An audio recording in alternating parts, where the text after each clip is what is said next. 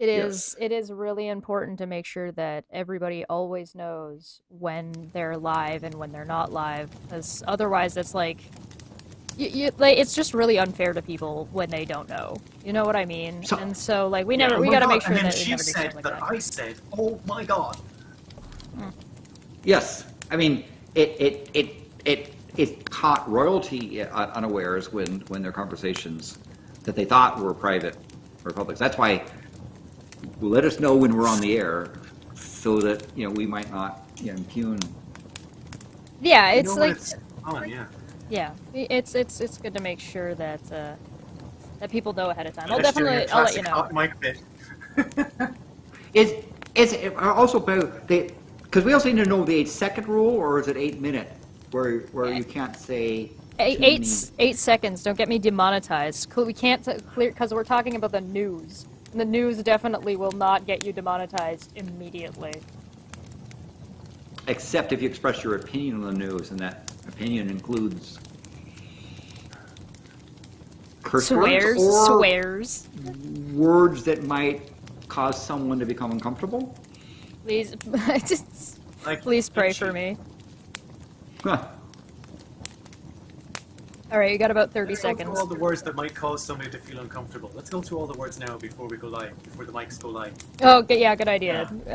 Yeah, Anything you might ask what the Duke might have done in the bathtub. Oh, God. That they had two members that the Daily Telegraph or Torygraph. Torygraph, had two yeah, people, exactly. All right, couple seconds. 3, 2, 1. Oh, behave. Hello, everybody, and welcome back to the Unnamed Tavern. Welcome, welcome, welcome. I hope everybody is happy to be here. I'm excited to be here. How are you guys doing? It's good to see you. We have a special guest today. We got Barry with us, and that's awesome because I Barry. think this is the first It's time. midnight here. Yay! I think this is the first time we've had Barry here on the tavern. Barry has been on the channel before, so it's good to see you, my friend. We've got Landon and we've got Dapper. Maanyaa is still currently away on whatever endeavor she is. I'm pretty sure at this point, given with how close that she's gotten to black holes, I'm pretty sure she just traveled through time. So That's possible, or she may come back out as hacking radiation, right? I mean, oh yes, true. Maanyaa has superpowers that are unrivaled. I mean, if we're waiting for her to entirely dissipate out of a black hole as Hawking radiation, she's not going to be back for a while. Oh boy. Buckle in, Unless everybody. there's lots of Hawking radiation. It could be a tiny micro black hole that's impossible going. Oh, okay, yeah, maybe. Maybe. That could work. All right, so Barry, do you want to introduce yourself and tell everybody who you are and kind of what you're about, since this is your first time here? My name is Barry. I'm John. I love putting Barry on I love putting Barry on the spot. It's so You much just fun. doxed yourself. Yeah, I was on television. I was on national television this week doing something very embarrassing. I was on a reality dating show. Well, that's not why I'm here. I'm here because I'm a writer and I write about religious stuff and philosophy stuff, and I'm a regular columnist with Only Sky, and I also write with other stuff. And also, words are my skill, which is why I'm speaking like this. I have I have a very, very, very big bunch of words, and I will be using some of them tonight. Very big. Excellent. So Very you big can words. construct a sentence without risking life and property and so forth. You have that skill. Wow. Well, I live in I'm Ireland, impressed. so they don't really care what you do here. Would you say that you're about to open up your word hoard? Well, that's already too complicated for me. I Ah, try to keep it it's a Anglo-Saxon and one syllable at a time. We're starting that on was actually a Beowulf reference. What reference? Yes. Beowulf. Beowulf reference. Oh, Beowulf. Oh, I know Beowulf. Yeah, I read that. He swims off and he just does the same thing 3 times, and then he has a load of food.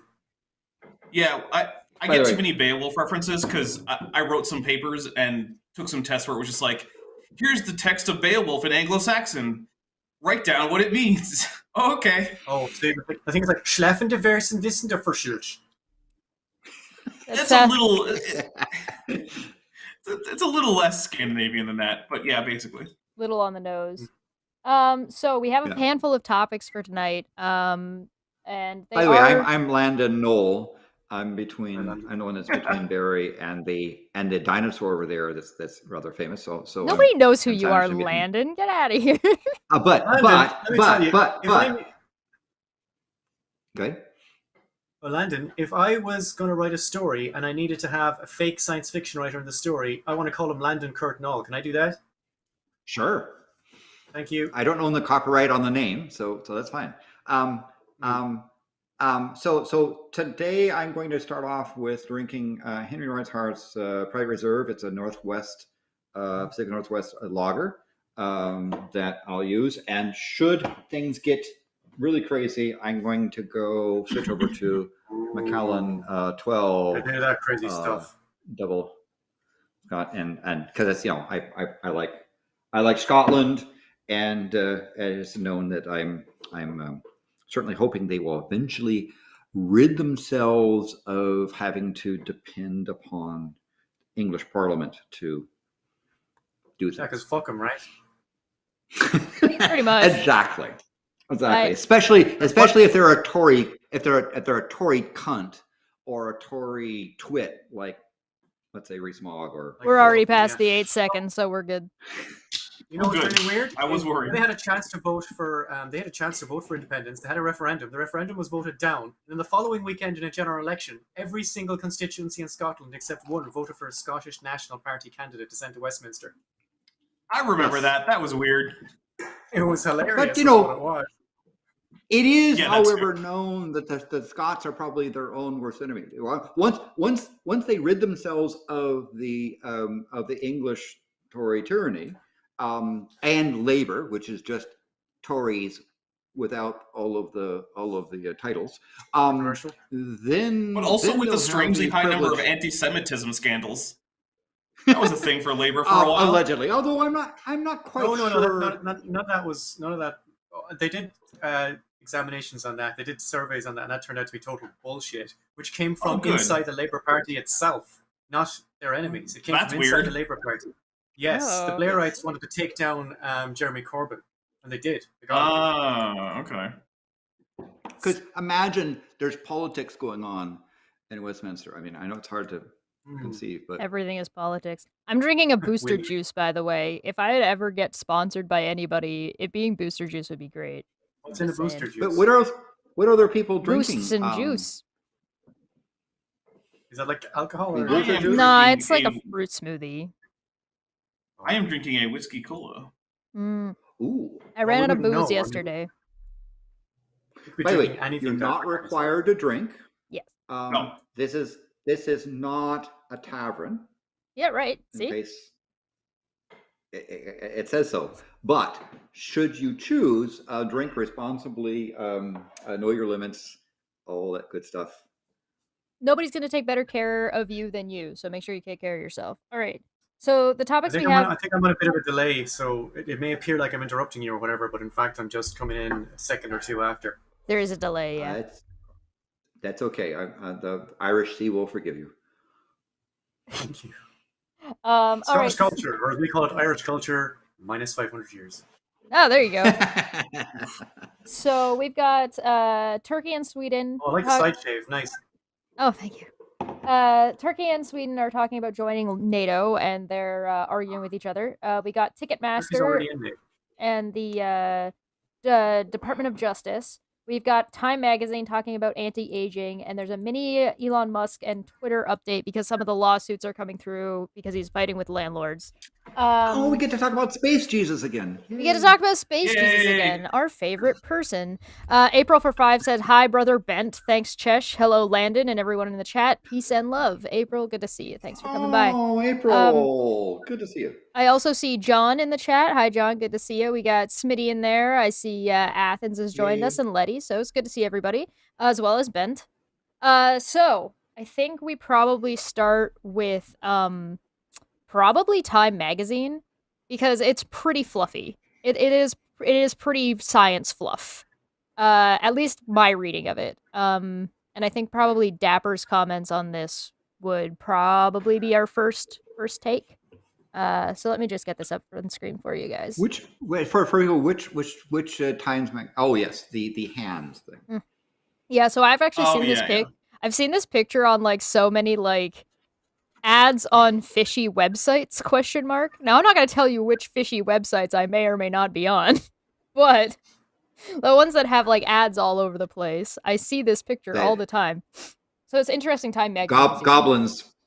Goblin ads. That's sort of. Apparently, when you reverse aging, it only applies to one half of your body. Well, they put the magic thing on the one hand to show the difference between the two, because for marketing purposes. So basically, what it comes down to is cell genetics, and if you read through the article, it basically talks about how they were able to focus on a part of the genome called the something. Hey, Dabber, what's word is this? Epigenome. Thanks. Epigenome. What is an epigenome? So, Step up. an epigenome is the part of your genetic makeup that, rather than being just the basic, order of nucleotides from your DNA, this is other things that are part of your genome but aren't that. So things like in certain cells, unneeded regions of the genome will have various proteins bind to them to create what's called heterochromatin, which basically really can't be transcribed, and that's how you turn off certain things in certain cells. So, like, like your salivary glands produce amylase. Well, okay, that's great, but like your dermal cells don't need to make amylase because you're probably not going to be absorbing bread through your skin. So those genes are turned off in your skin cells. The epigenome also has other things like various histone proteins and things. And these are all things that happen to your genome in various cells, or genome-wide in some cases, as you're developing or as you're living your life. And so, like, none of these things were really the case in, say, like, the zygote that became you, once that sperm and egg fertilized, you basically didn't have much in the way of an epigenome, although some epigenetic things can be inherited from your parents, but that's a smaller subset of the epigenome. And it comes from genome, obviously, and then epi, which is the Greek preposition for over. So it's what's kind of over the genome rather than in the genome. So basically, it talks about how they were able to age a mouse and then reverse the process slightly. And so that's sort of, they're calling it rebooting. So it says, in the mice, he and his team developed a way to reboot cells to restart the backup copy of the epigenetic instructions, essentially erasing the corrupted signals that put the cells on the path towards aging. They mimic the effect of aging on the epigenome by introducing breaks in the DNA of young mice. And then it says, bracket, outside the lab, epigenetic changes can be driven by a number of things, including smoking, exposure to pollution, and chemicals. That is, everything is chemicals. Yeah, exposure to chemicals is one of the dumbest things. Are they organic? Organic chemicals? Yeah, well, I'm really worried about my exposure to xenon chemistry. Yeah, that's. But by the way, xenon chemistry is a thing. I heard dihydrogen monoxide has a pH of 7. I have made a xenon compound, and then it blew up. Oh. Once aged in this way, within a matter of weeks, Sinclair saw that the mice began to show signs of older age, including gray fur, lower body weight, despite an unaltered diet, reduced activity, and increased frailty. And then it says that they were able to undo and rejuvenate the cells. So they had a backup copy. Where did this backup copy exist? In the cell. Yeah, that's a good question, because are they using? It wasn't very clear. And to be fair, look, I haven't looked at the paper because I don't know. I haven't. I'm lazy. Sorry. They got that kind of time. They didn't link a paper. Here's a study published here. This. Well, I mean, all we know for a fact is that they managed to reverse the signs of aging that they themselves put into a mouse. Right. Yeah. And if you had, there's a few things. I'm sorry. Go ahead. No, go ahead. So there's a few things. One is, okay, look, right, this is a very early preliminary study in a particular potential treatment for reversing some of the effects of aging. That's if it works at all on humans, it's probably still decades away. So, we get a lot of time to work all this out and figure out exactly how it's supposed to be working. Mhm. But also, it is the case that lots of things work in mice that don't work in humans. Mice are used as reasonable proxies for humans for good reason. Primates and rodents are relatively closely related, and it's tricky to work on primates all the time, but it is still the case that a lot of stuff that works in mice does not end up working on humans. So this might not work. Also, there is the fact that rather than de-aging naturally aged mice, they're de-aging artificially aged mice. So there is the question, does that carry through to naturally aged mice? Can you actually reverse aging the same way in a mouse that is just literally old? I don't know. So it's one of those things where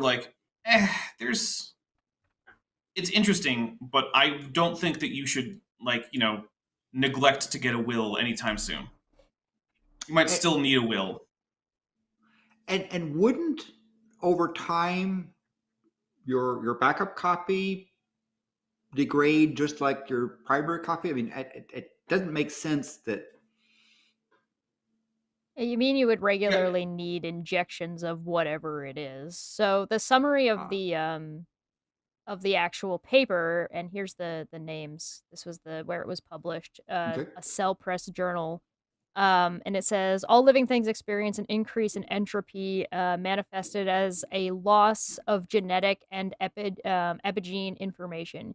In yeast, epigenetic information is lost over time due to the relocalization of chromatin modifying proteins to DNA breaks. Chromatin. Chromatin. Did I say chromatin? Yeah, that chromatin. I think you said chromatin modifying. Yeah, something like that. Okay. It's like chromosomes. Robot just doesn't know how yeast grows old.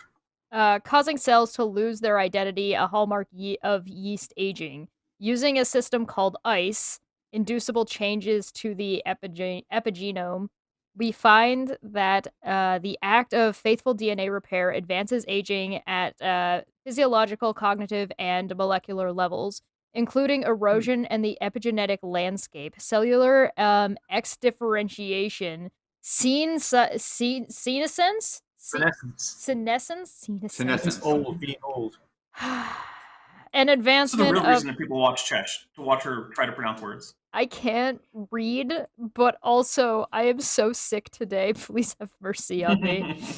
And then I feel like the answer was already no, since I'm reading the synopsis of a full-on paper. An advancement of the DNA methylation. Methylation, yeah. Clock. Yeah, Which can be reversed by OSK Mediation? Mediated. There you go. Mediated. Yeah. Rejuvenation. These data are consistent with the information theory of aging, which states that a loss of epigenetic information is a reversible cause of aging. I feel like a child with 3 parents watching me read aloud. Okay, so my comments that seemed a little bit questionable were more on the Time reporter trying to explain this paragraph, which to me is more clear. That this is not some miracle cure where they went through. They've noticed this stuff and they were able to reverse a process in, I guess, yeast cells, right? Yep. This isn't really. I mean, also this isn't addressing really any of the reasons that people die. People don't die because they're old. They die of things like cancer and heart disease and so on. That doesn't address any of that. And this is a problem of reporting, right? And I have a very good friend who's a librarian, research librarian, and she's getting her PhD in library sciences. And one of her classes she's teaching is to people who try to become are journalists, and she's making them report on a subject they know nothing about, and go through the methods of trying to produce something that's credible, which sometimes goes to you go to the source, do journalism, and ask them. I can imagine if the Time person had said, contact one of the authors and said, "Is this what you mean?" They would have said, "No, no, no, no, no, no, no, no." But there's something to be said here that seems to be like there. Okay, tell me if I'm understanding this, because I am a layperson. I'll barely read, as was just demonstrated. So, is this, from my understanding, what I'm picking up from this is we haven't reduced the problems that come with aging. What we've done is we've made it appear, we've taken the like the physical look of signs of aging and have been able to reduce them in something that we made ourselves. So they're like, we turned the rat's hair gray, and we were able to make the hair on the rat no longer gray.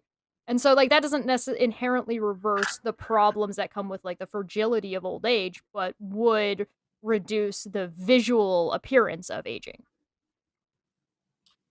So that's a little tough to say, right? Because to some extent, some of the visual appearance aspects of aging do tie into health problems, right? So, for instance, like as you age, some of the various proteins that go on to make up things like your connective tissue start to degrade. If that's getting reversed, well, that's not just going to have an outward aesthetic, change. It's also going to change how well all your connective tissues are working internally, which, that could be significant. Right. But on the other hand, there are some things like turning your hair dark after it goes gray. I mean, it's nice, but like, it's not going to save you from like, a heart attack. This is coming from a company that does anti-aging beauty products. So, to be fair, yeah. Would you but take it a is heart a attack case to get your hair back the way it was when you were 25? No. I think it really is dealing with some of the gene expressions that have outward benefits and being able to advance those changes forward and retard them. You can't say that. You're gonna get us canceled. Dude, we talked about this in the green room. Oh, aren't it, Landon? Trademark Canada.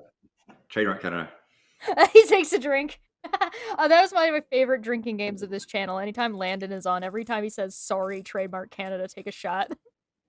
I accidentally don't take a shot. You'll die. Slipped into Spanish, is it? Yeah.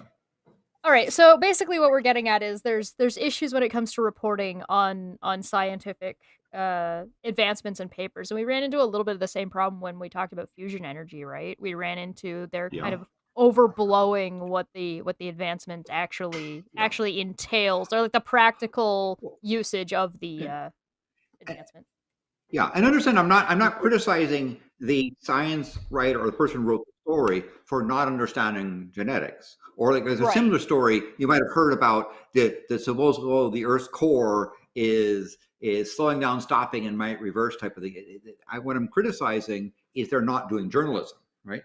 Because if you're coming to a story from an outside and you're trying to report on it, you need to go through to try to access sources and try to do fact checking and this sort of thing. That kind of stuff would have probably caused them to want to talk to the authors of the paper. The authors actually might be willing to talk about it, and to run by things on that. That's usual things. So, like, for example, that Earth core thing, right, where supposedly the Earth's core was supposedly reversing. No, right? It has been known that the Earth's core rotation speed is slightly offset from the surface, right? That the two have a line we believe approximately about 1 degree per century misalignment. And this research paper, if it's correct, said that 1 degree per century varies. And that they believe it varies wider than their margin of error, although some people have questioned whether or not the whole thing is in error in the first place. And this is not the Earth's core comes down, stops spinning. This is not polar reversals. This is not all this sort of stuff. And what it is, when you hear about Earth core stopping and that kind of stuff, that's a sign that a lazy journalist read something else and just parroted it and did not do fact checking to go to the sources Well, right? And this lazy journalism is a really big plague on society, not just for science stuff, but Well, for other things. I'm so So old. I remember currently, we when don't need to the do Cold the Fusion lot of thing. core. well, hold on. Before we move on about like the Sorry. core, Barry, you're actually a journalist. So what are your thoughts on this? Well, I'm a writer. I was described as a journalist once in a blog post written by AAI people, and Ah, I was okay. never as insulted in my life. Okay, not a Journalist. journalist. Believe Sorry. that? Analyst. Oh my word. Analyst is the word I I'm a use writer. for you. I'm a writer. I just write things. And I hope people like them. That's it. I am not a journalist in the sense that I don't like talk to people about stories. I just write whatever I feel like writing. That's pretty much what I do. That's fair.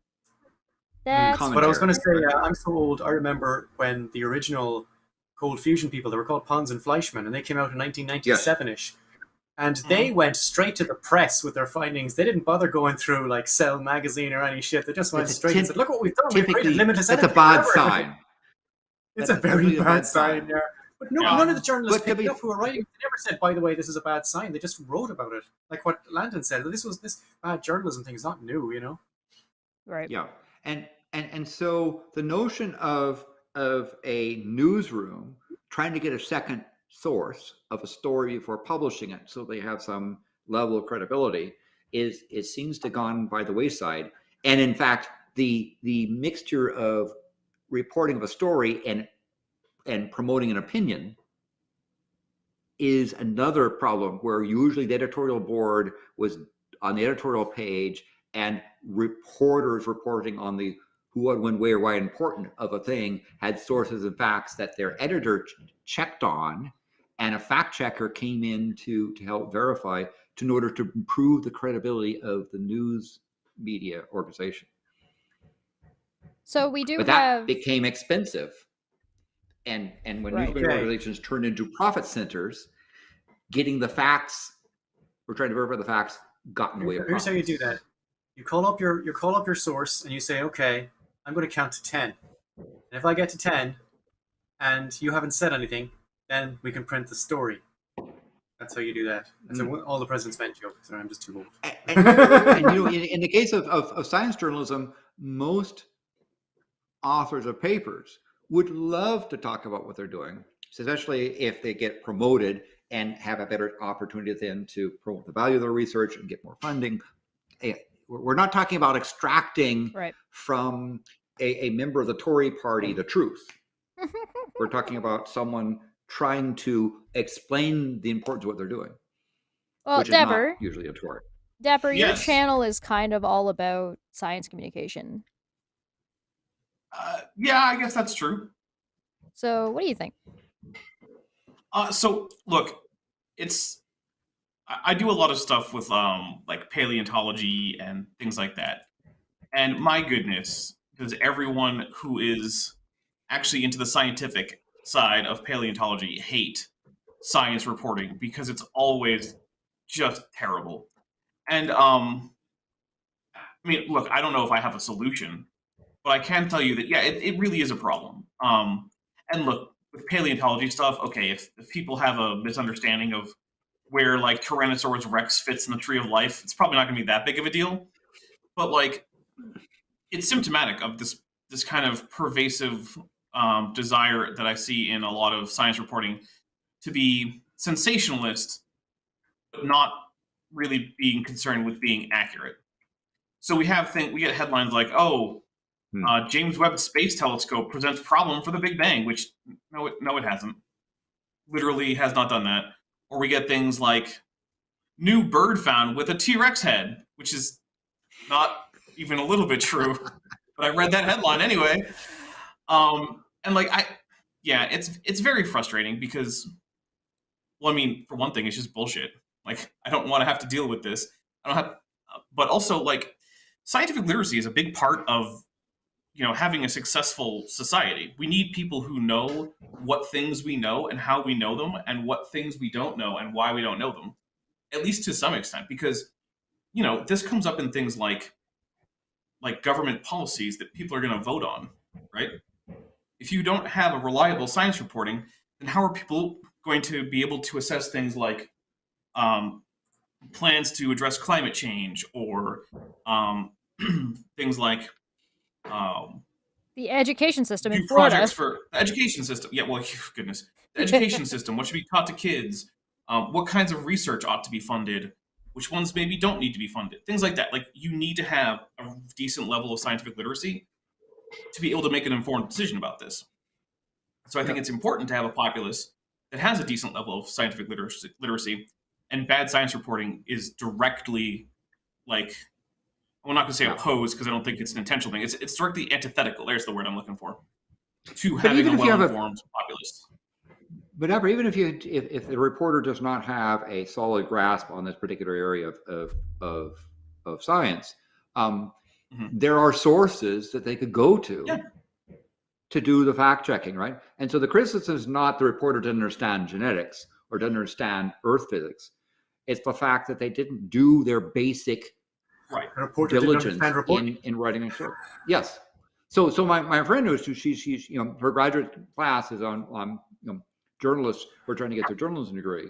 Is one of the things she does is picks out random papers, toss it at the student, and say, your job is to report on this paper. Right. And chances are the student has no idea what the paper's about, but they're told by the editor to do it. And so, and in fact, what she tends to do on the other side is warn the paper writers, students are going to be asking this.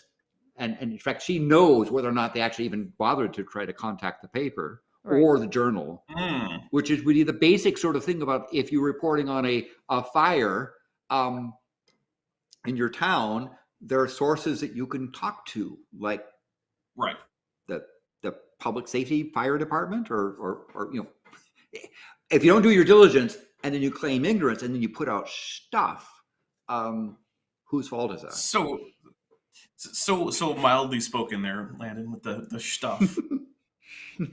Doinking stuff. It's, look, I get it that you have deadlines and you want to get the article out, and ultimately what your employers care about is that bottom line. So I get the impulse to just write a paper that sounds good, but yeah, I do think that there should be, at least as a mark of pride for science reporters, they should want to get it right. Well, the problem is, maybe that's too much to ask. That you want people to read the thing, and you kind of the audience will tell you what to do in pretty much any field of activity. And if you write sensationalist headlines and you get a big hit on it, why would you not write a sensationalist headline? Why wouldn't you just saying scientists have cured cancer? That's your headline, and then in the end you'll find out that what they've done is they've cured a cancer they gave to a mouse last Tuesday or something. It's not even real cancer; it's just a little marble they put in his liver or something. Right? But why not? Like, why not just open with that? If your audience that's what they want. Unfortunately, it makes good sense, like, economically, to do stuff like that. And I wish I had a good solution. The public gets makes sense, but also just if you want people to read your clickbait. Yeah. Lag. I think there's a way, for example, of that, genomic article to put forward a attention-grabbing headline that's not clickbait, because if you're going to put something in the title of reversing agent, you need to back that up in the article, right, and preferably referencing someone else who is authority on that area, or referencing something that so you might end up talking to the authors and ask them what could possibly come about when we logically extend this by doing more research, right? Because the author paper could say, yes, if you fund this research, we could do this, right?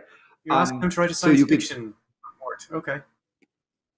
But you can say this result is a step along the way to understanding the aging process better, right? That's not snappy. Write the headline, Landon. Write the headline for that paper. Write me a snappy headline. Trump will appear older or younger in next election because of this research. Man. You had me at Trump and Clorox. And Clorox. And Trump, full stop. Make him read. Fucking make him pay. Make him work for the article. Trump. That's the headline. Just Trump. One word. Clickbaiting the former president of the United States. Oh, it's good. By the way, Barry, be careful what you say, because Chesh will take sound bites and produce little snippets of things. Oh wait, hold on. What hold up. Chesh would never do that. Space I've Jesus. done that myself. Space Well, you know. Jesus. All right. So the next Space Jesus is a great clip, and I loved it. it was pretty great. All right. So was do good. we want to talk about Space Jesus already? We can talk about Space Sure, Jesus why not? already. Cool. All right. You cool. won't believe So, what Barry Purcell said in this stream. Speaking of, what a segue. Space Jesus over here There he is. is getting himself into trouble because he's got a huge ass debt from buying Twitter, which he definitely didn't want to do and got caught with his pants down and then had to buy. He's the And wealthiest African American in the world. and also It's true. he's gotten in trouble because he wasn't paying the rent for any of the locations of Twitter buildings, and those landlords are now coming after him. Yeah, always Yeah, Space you gotta Jesus. pay your rent. Pay your rent, right? You who claim to be the master genius in finance should know that rent needs to be paid, and this, alleging unpaid rent. Okay, they're trying to avoid legal stuff, but in fact, from sources, right? The landlord should not have to come out and grab. They shouldn't have to put chains on the doors to try to force you to pay rent, right? This is not it should be something you should have done as due diligence when you bought the thing to understand your basic run rates. Oh, Maybe no, maybe my the landlord will understanding. accept exposure. My understanding is that him not paying rent was an intentional act. Yes, It's not it that he was. neglected to. Yeah. He made a conscious decision. I am not going to pay this bill because Twitter isn't making enough to pay this bill. Right. Which, I mean, I get it. You're cutting back on your expenditures when you don't have the income. Fair enough. However, when you have a contract with someone, and I'm pretty sure that the rent due on the Twitter office spaces is not like a paltry sum. When you have that kind of contract, people will come after you. And then, you might also have to do things like pay for interest payments on unpaid debt, or, pay extra for the maintenance costs that or maybe even punitive damages, maybe. I mean, So- they were talking about I think somewhere around $3.4 million a month for one particular building. It's a lot more than my rent. Yeah, the amount we're looking at is Twitter failed to make roughly $3.4 million rent payment for December and a similar size payment for January. And in the complaint filed on Friday in San Francisco Superior Court, the landlord said it drew on Twitter's letter of credit to try and cover the missing payments, but the company still owns $3.16 million. Well, maybe he can just sell more Tesla stock. That's going well for him, right? Well, okay, so that's the other article we got over here. Explores raising up to... Elon Musk, I think, is like George Lucas. Like he's kind of a big vision, a big kind of picture thinker, but do not let him control the details because he has no idea what he's doing. I don't even think he's a big picture guy. I think he's just kind of says things. So I in said it was big. In my opinion, this is just an opinion, there is probably fewer people who know less about finance and wealth than Musk. There are fewer people on this planet who know less about manufacturing than Musk. There are fewer people who understand about commitments less than Musk. I mean, and it's nearly the case that if anything that Musk touts as a thing he does, more likely it's the opposite that is found to be true. So his raising up to $3 billion of help, this is a rookie move, right? You don't go and say, hey, here's how much money I need to get, so I want to sell my stock. Because at this point, anyone who might be dumb enough to buy your stock knows how desperate you are and is not going to pay the price to give you that money. It's a really bad negotiating tactic. When you go into a negotiating like anytime you go into negotiation, and I may or may not have experienced this in the recent past, you want to have I feel more. like I remember that. You want to have as much information as possible. So that includes knowing the person you're negotiating with, how they're going to react to certain things, and kind of knowing what you have to work with. And so the more information you have, the better. But that also means that you want to control what information the other person has about you. And so Yes. being straight up being like, I need this much money is such a bad negotiation tactic, because now you've given all the information, and you've just like, it's like playing Connect 4 and saying, I'm gonna put my guy there. Well, this is from the same mind that put a Twitter poll up saying, should I resign as CEO? Yeah, and like 10 million people were just like, yes. So Musk suffers, I believe, from the appearance of having poor impulse control. Right? So just look at that, right? He tweeted, am considering taking Tesla private at 420, funding secure, right? First of all, as an insider, he's making a declaration. Right. He doesn't get to say that's a joke. Right. Right? And secondly, that notion of he's declaring this stuff, which of course caused the price to jump as some people who were foolish enough to believe what he said began to operate on that, and then it corrected short time later when the press started looking at, well, who is buying this? Where is your funding secured? I mean, understand, Musk is not the most richest person in the world. He does not have that much money. Especially not everybody. He doesn't have a pile of cash. Right. Really, he to some extent, he never was. The thing is, when you talk about people who are, this person's a billionaire and a trillionaire, what that usually means is if you took all of their assets and sold them at current market price, this is how much that person would recover. But the problem is that in most cases, you can't actually do that in the real world. And we've seen it with Musk, right? You can almost never liquefy that quickly at that rate, particularly because as soon as you start liquidating assets, people notice. And so that immediately fluctuates the price. Right. And the thing is that, I mean, to some extent, the Tesla stock price is not a reflection of the actual value of Tesla as an automotive company. It's based on the star power of Elon Musk. But are we also... And when he starts backing out, everyone else is like, oh, maybe it should be evaluated as just a Tesla's no longer company. And Tesla is no longer the only car in the market when it comes to electric cars. They're now competing with Honda. Sorry? I have a Nissan Leaf.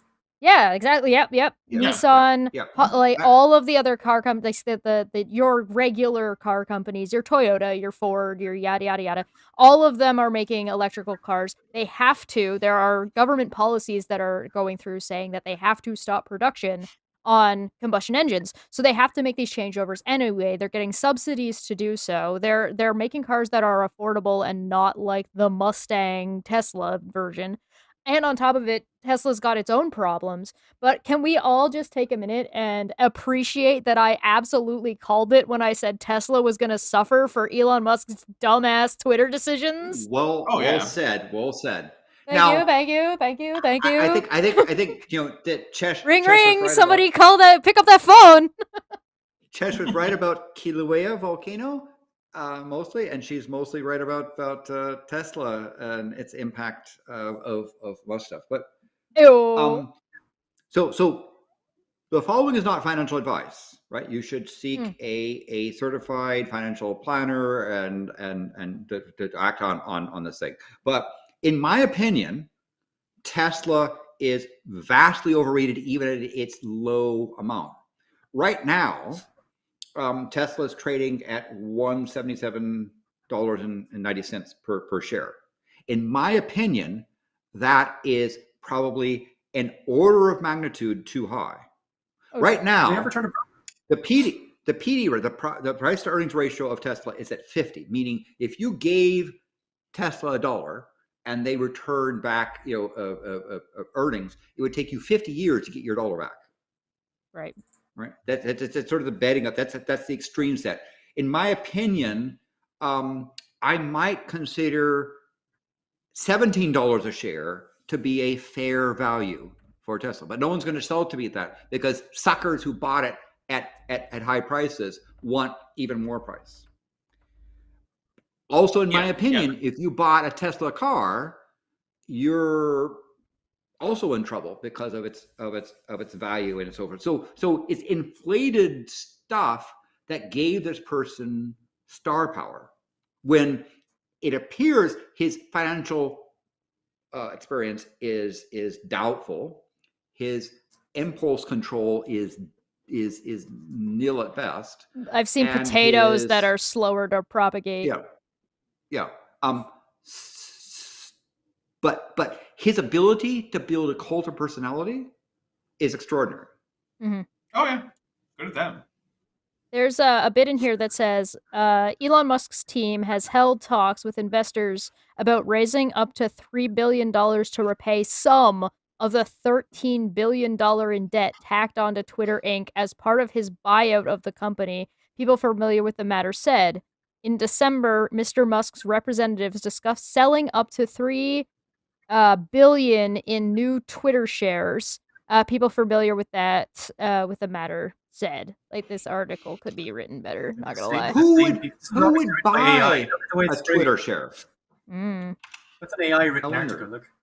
Maybe it's like they use the same phrase again. No writer would use the same phrase three times that close to each other. It just wouldn't.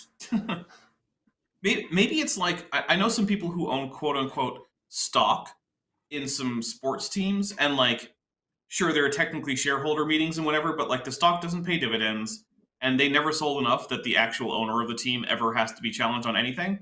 But it was basically just a little fundraiser for the team, and it's like, you're technically an owner of insert football team. Maybe it's like that, right? Like, you're not going to get anything out of buying Twitter stock, but maybe you're a fan of the platform, and you want to be able to say, I own part of Twitter. Yep. Maybe what you want to do is, as a shareholder, to be able to then go to a shareholders meetings and troll them. I don't know. Some people do that. Maybe that. I would like to take this moment to remind everybody to definitely not go to cameo.com/ksorbs, and definitely do not pay Kevin Sorbo to read his own tweets out loud. Do not do that. Definitely do not do that thing. Yeah. I do not support that as a dinosaur. I want to point out that prior to Chesh's show that you can see, I assume the link is in the description below, I knew the name Kevin Sorbo, but I didn't know who Kevin Sorbo was until Chesh informed me of it. So I blame Chesh for tainting my... I find it strange that Landon's favorite movie isn't God's Not Dead. The greatest Kevin Sorbo movie of all time. Oh, that's right. He was involved in that. Yeah, he was the asshole atheist guy who converts to Christianity right before he dies, and that's the happy ending of the movie. He's the guy that every young Earth creationist preacher tells a story about, and then everybody on the plane stood up and clapped. Yes. Such realistic stories. Thank you, Chesh. Wait, you should subscribe to our channel. Consider being a Patreon, because these are the gifts you can get. You can learn about. Oh my God, you are so welcome. Barry, do you have... The existence of Kevin Sorbo can be inflicted upon your consciousness. Barry, do you have anything to add about Elon Musk? No. No, get me out. Short and sweet. I don't have much to say about him. He's got a lot of money, and he's, like I said, he's the world's richest African American. Had a lot of money. Yes. You said Tesla stock price is overvalued, which it probably is. But then, I mean, every company's stock price is at some point subject to a number of factors, none of which are related to the actual value of the company's assets or what they do. Yes. I mean, a PD ratio of 10 to 15 is probably more rational than the 50 or higher on set. But I also, by the way, would suggest to people to consider not using Twitter. Here's why.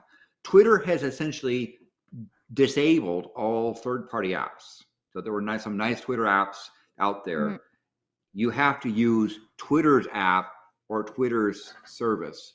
And you ask yourself, to what extent are they monetizing and getting other things from their app? If you're using their app on your, on a cell phone or your computer, particularly if you have one of those computers that's subject to stuff, I would not recommend using a Twitter app on a device you care about. I would not recommend, because of the reputation and how desperate they are to make money, I would not recommend browsing Twitter because of how they're trying to, he's trying to make a lot of money off of just so even if you say, I don't have an account using it, my suggestion is, if you have the Twitter app on your device, delete the Twitter app. My suggestion is, don't log into Twitter and don't use their website. I don't recommend it. You can do what you want, but tweet. Wait, now, why delete the app and I don't go on the website? That's cutting a very fine line with my Twitter usage. How am I going to access it? Public libraries. I would recommend doing something else, like maybe reading a nice article or a nice book, or subscribing to Dapper's show. Those are all way more than 250 characters, man. Come on. What is this? Be cautious of the Twitter app because of how desperate they are to try to make some money off of your usage. I have been enjoying kind of watching it structurally crumble from the inside. I was getting dull notifications and sorry, go ahead. That's every social media. Like, people think that they're the customers of the social media. They're not. They're the product that are being sold to the customers who are advertisers. That's the same. That's the deal on Facebook too. It's the deal on YouTube. That's true. Yeah, I mean, that's just the way it is. I don't think that's what Landon's concerned about, though. Landon's talking about the security. Landon's talking about like the problems when it comes to like and the privacy. That's never been an issue with Facebook, is it? Well, no, he's saying it is a problem with Facebook. Landon doesn't use Facebook either. You don't want me to talk about the internet sociopath company. You think I have issues? No. Well, maybe my problem is everything about me is already kind of open, and if they dig up some secret stuff, I'll be like, yeah, okay. Very. But it's not about whether you are somehow private or known. It's not about whether you have something to hide. It's whether, do you own yourself? Do you own your identity? Do you own who you are? Oh, Landon, I don't have an identity. I'm just a collection of opinions. That's an identity. That counts. So speaking of fair enough. Speaking of owning things and not owning things and who owns what in specific and certain situations, D&D and Wizards of the Coast. Yeah. Man, I'm smooth as hell today. For this section, I brought this. Hey, there you go. You want to get a WotC sticker. I don't know if you can see the. Do you see the WotC? There you go. Oh, it's a sticker from 1990. That's a WotC sticker that was based on a game the game they were selling called The Great Dalmuti, but it says Life Isn't Fair. But I thought it would be amusing if I got a sticker that WotC made and had Life Isn't Fair written on it. I've got a bag of dice. I got a bag of dice. Let's see it again. Landon. Show me the dice. Very nice. With Landon, fun dice. For the sake of the audience. 100-sided. Is that a 100-sided die? Yeah. Oh, hell yeah, it is. Show me that, motherfucker. Open that shit up, bitch. Show me that. Show me it. All right. Sorry for derailing. This is one of the ones. Barry's leaning into his screen. Show me. So this was made by a good friend of mine who, you can see the numbers there that are nice. I'll tell you what that is, Landon. That's beautiful. Yeah. That is a beautiful piece. Landon, for the sake of the audience and perhaps our new guests here, are there any famous scientists whose favorite class of D&D you could tell us about? Yes. So I used to play D&D with Richard Feynman, who played as a bard. Richard Feynman. In fact, here's one of Oh, the, wow. the dice Hello. we used to play with. Full This sort of screen 'em, nice. full screen 'em. Okay. Listen, I gotta do all this manually, alright? It takes a second. Ooh, Oh yeah, look at that thing. That's like a slick of gasoline, isn't it?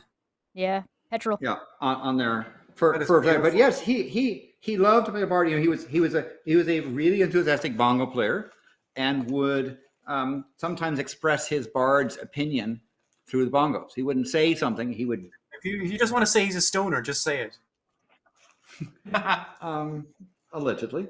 For stuff. But yes, There you go. but There that you was go. a fun. He was really enjoyed. You know, I'm really into sort of the polyhedra stuff, but also how they were managed. So like, you know, this is a, you know, fun little. Oh, Nice. look Set at there. these beautiful things, Landon. It's past midnight where I am. What are you doing to me? Is this even real? Oh, that's a 30-sided dice, right? Oh no, it's not. What, 50? Yeah. 50. Okay. The The other one. No. Go back. No. Stop. Show me the one with the other the one with the kind of. Yeah. Tell me about that. So part of the thing as well is it lands on set, and so you have a pair of stuff depending on which side it lands on, right? You have three facing Yes. you can use. That's going to give you up to, I believe this is a 60. Ooh. I love that. A I want one. A D60. So there's lots of things I've found where people are very creative in there. And by the way, none of these dice have any intellectual property with that alleged company that alleges to own things. I mean, it's a real company. Well, they don't own the concept. yeah, no, they don't. But Yeah, here's they do not. here's They a fun don't even- thing. Like, you know, you don't just do like, you know, the Euro pyramid. You want something like this that has. Whoa, what the fuck? Is that a D3? Yeah. Wow. Right. I like So that. there's okay, I'll take three, 2 of that and 1 of the other one. So thanks. Yeah. Yeah, three, did two, you say two, your, one for did you say you had a friend that was making these? yes. Did they have a store? I don't know if they have a store or not. Here, like Stop teasing us with things we can't have. a D24. A Oh, look D24? at this. I have never seen a D24 in my life. Landon, can Yeah, you move a that six- closer to the camera? There you Look go, at right that there. Beautiful thing. Look at it. Oh my god, that is beautiful. All right. So it's a D6 Isn't with it? 4 options. So then it shows up on stuff. Yeah. So lots of fun things you can do Wow. with dice. You know, I've never seen yes, a I know you have a D24 in my computer. life. And I've been doing role playing for years. I was the president of the university role playing society when I was in UCC for a weekend, but I was still the president for a little while. So like this one here is useful for, you have a D10 and then this I have one of stuff that those. gives you the 10. Yeah. Right? Yeah, I have one of yeah. those. Yeah, it's a 10's D10. Yes, so stuff, but it sort of is a fun, you know, usual. It has, you know, the usual stuff, but there are some unusual things you can do with it, because you know, Wow. there's something fun about actually having a real die that is. Hell there. yeah! And So then What of else does he course, have? What else does he have in the back? What else does he have in the we're back? gonna have to have a whole nother stream with Landon and his dice and talking about dice ratios like and, derailing and everything. statistics. Oh no, it's Yeah. fine. Chesh, you're gonna Fun- get a fun community stuff. guideline strike on that stream immediately. Come on. Well, for what? Dice and math? No, for you getting too excited about it. Oh, About the dice. So Wizards of the Coast. What, I know what's led, but what do you think actually happened? okay. So Speculation time. what's happened? So let's catch people up. So anybody who doesn't know what has happened Yeah. with Wizards of the Oh, yeah. Coast and Hasbro. Wizards of the Coast is owned by Hasbro. They used to have something called an open gaming license, and they had the open gaming license 1.0. And 1.0 was basically, hey, listen, we own stuff, but we're going to allow you to use our stuff to make your own stuff, essentially. Mhm. There was, and as Landon, I'm sure, will elaborate on, some problems with even the original OGL. They then tried to make some changes and called it 1.0A or 1.1A, I think. And people were pissed because they were trying to renege the original agreement and then also start adding in, like, they wanted people to report if they to Wizards if they made over $50,000 in a year. They wanted to take access to take people's product if they made it and use it for themselves without paying those people. And they wanted to start taking amounts of money, which was, as far as I know, undisclosed percentages, but the rumor was that it was 25% after you made 75,000 in a year if you were a business. Oh, sorry, $750,000 in a year if you were a business or an individual. Then the D&D community flipped their collective lid about it. They were pissed. There were a lot of people who were suddenly very, very unsure about their businesses. And they made some changes. One of the things they were staunchly not willing to change was the retraction of the original OGL. They did remove the pricing, but then rumors started about what they were doing with D&D Beyond and starting to charge. The rumor was a $30 a month subscription fee to D&D Beyond, which is a platform that you can build your characters in, but as well as a platform where you can post your own homebrew stuff. Which So, would be a 5-fold increase over the current price. yes, if that were the case. Now, I have done videos going a little bit more into detail about this. They did try and quash those rumors a little bit, but they did not really be very transparent about it. So they were like, well, we're not charging $30, but then didn't say what they were going to be charging. So, like, for all I know, it's $29.99. You know what I mean? Not that that was what they were gonna do. It was just the messaging was not there. $8 and you get a blue check mark on your character sheet. Yay! Woo! You gotta pay $8 per character. Wait, no, slow down. No. $8 for all my characters. That was the deal. Don't go rewriting the deal. All right. So Wizards opened up what they called a play test of the new OGL that they wanted to do. And so they got a whole lot of feedback on the survey, and they have since published the results of that survey, even though it's technically not supposed to be over yet. The survey was supposed to go until, I think, February 2nd. I'd have to double check the number, though. It was definitely till February. And then they have recently made an announcement, as you can see, that they are... Everybody seems to be reporting that they have folded and are deciding not to make any changes, except for that because they tried like a handful of things. One of them was the SRD being public domain, as well as, which is what they've done now. They've made the SRD, what is it called? Content Commons? Creative Commons. Creative Commons. Thank you. Yes. What's Should SRD? we explain what an SRD? Yeah. Yeah, SRD is basically like the rules as written in the book for like the concept of the game itself. Yeah. It's basically their particular expression of the rules to D&D. Right. So The system normally- reference document. Yes. Yeah, system reference document. So Version normally file with a where it is game, read. right? Yeah. Like, let's say you wanted to make your own version of Monopoly. Well, Yeah. you can have a game with the same rules as Monopoly, but you can't have the same board design, and you probably can't have the same names for properties or the same particular tokens. Like if you try to like reproduce like the shoe or the particular little car or whatever, that's going to be a All problem. trademark. Yeah. But if you change all that, like you use streets from a different city, and instead of having a shoe, you know, you have like maybe a stiletto, and instead of a car, you have a rocket or something, you might actually be able to get away with that. Now, granted, I'm not a lawyer. Go find a lawyer if you really want to do this. But anyway, what the SRD was supposed to do is say that, hey, if you want to use our rules to publish stuff compatible with our content, you can use the language of the SRD with this license so that you don't have to take on the extra labor of coming up with a new copyrightable, non-infringing version of the language expressing these rules. Now, was that strictly necessary? No, but it was nice, right? Because not everyone who wants to publish an adventure module wants to have to come up with a new way to say, like, take a DC 15 spot check. Mhm. You know, they want to just be able to say, okay, look, this is just taken straight out of the SRD. Here it is. And that was what the OGL was supposed to basically allow.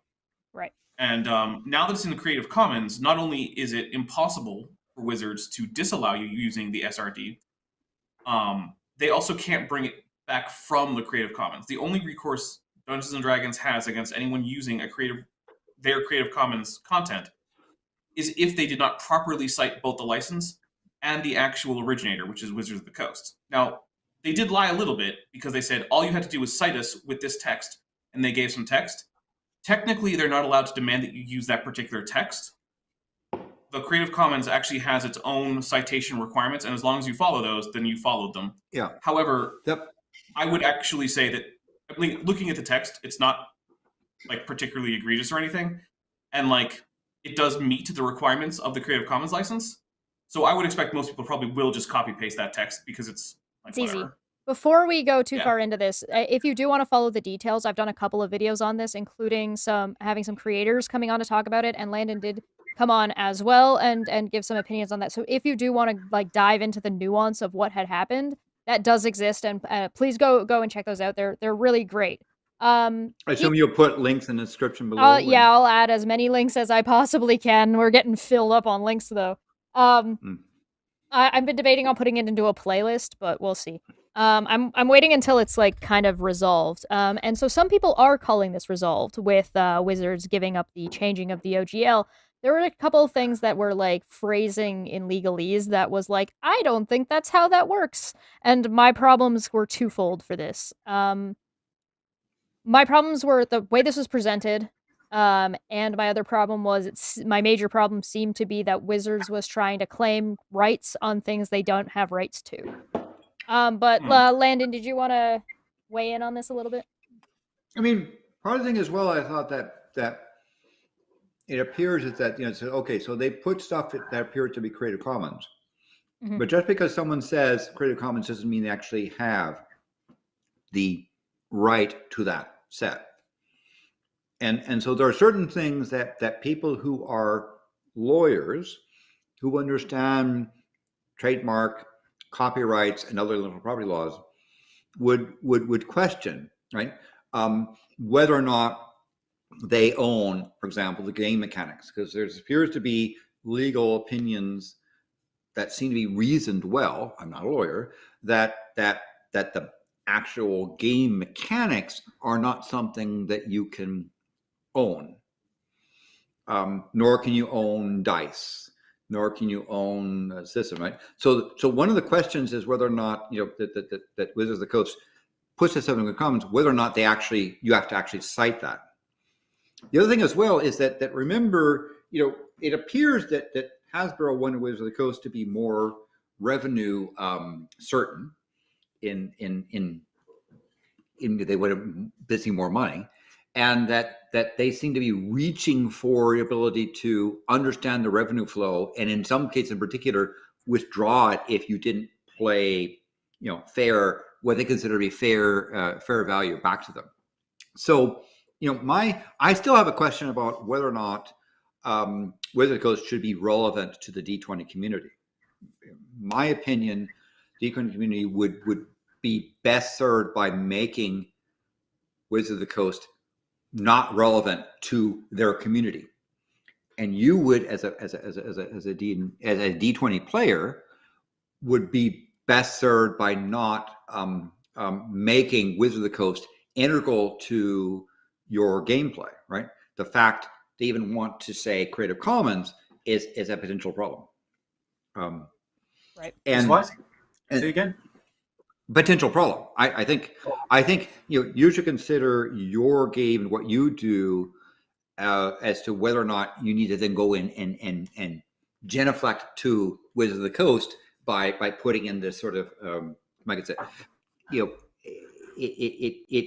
I think that the D20 community would be better served if Wizards of the Coast tried to convince the D20 community to pay attention to it.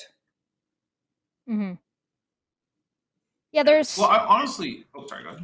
There is one thing to be shouted out here is a lot of what was released appeared to be very corporate, and seemed to have little or nothing to do with the actual development teams, or the teams that were actually more closely related to the community and the D&D Beyond teams. In fact, it almost read like it was entirely skipping their PR department.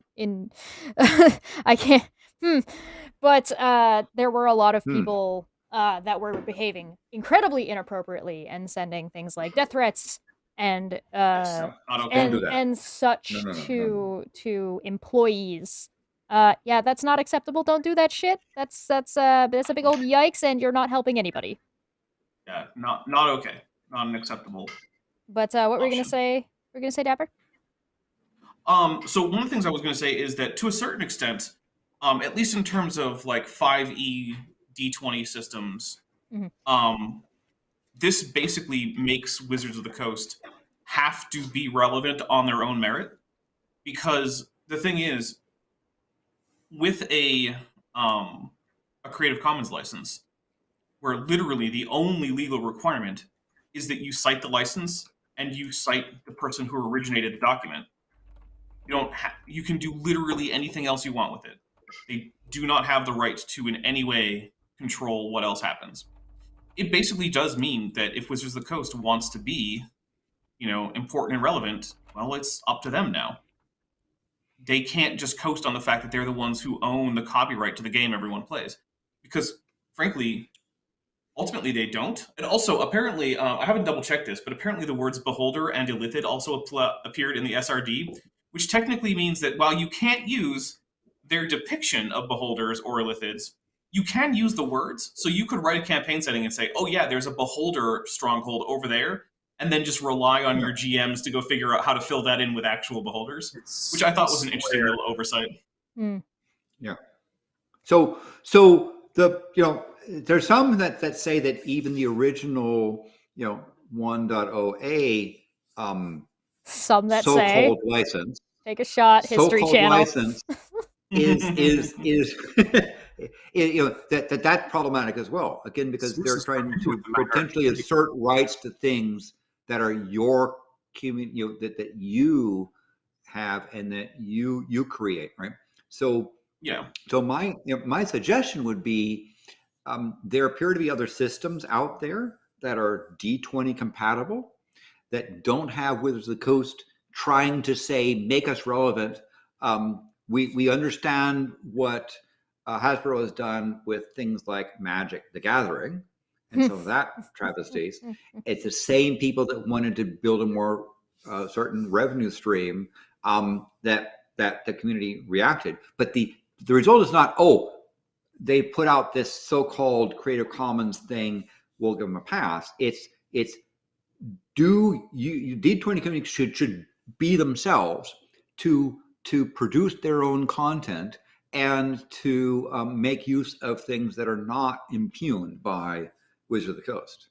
There's a couple things about this. Is I believe when I first read what was going on, I think I said that the thing that Wizards ought to do to fix this and start making right with the community as an entity would be to take 5th edition, since they're coming out with 6, take everything that they can in 5th edition and make it just publicly available. And that does seem to be what they've done here. The other thing people were asking for was a guarantee that this would not be reneged in any way possible. And I think that might be what they're attempting to do with this Creative Commons license. I think it certainly is. And the reason is, fundamentally, you cannot revoke something from the Creative Commons. Right. You can publish something new that isn't in the Creative Commons, but fundamentally, once you publish a document and it contains the Creative Commons licensing language, that's it. It's now a Creative Commons document. Yeah. Most you can do is say, well, we don't like the document anymore. And then everyone else can say, oh, well, that's nice. Yeah. Right.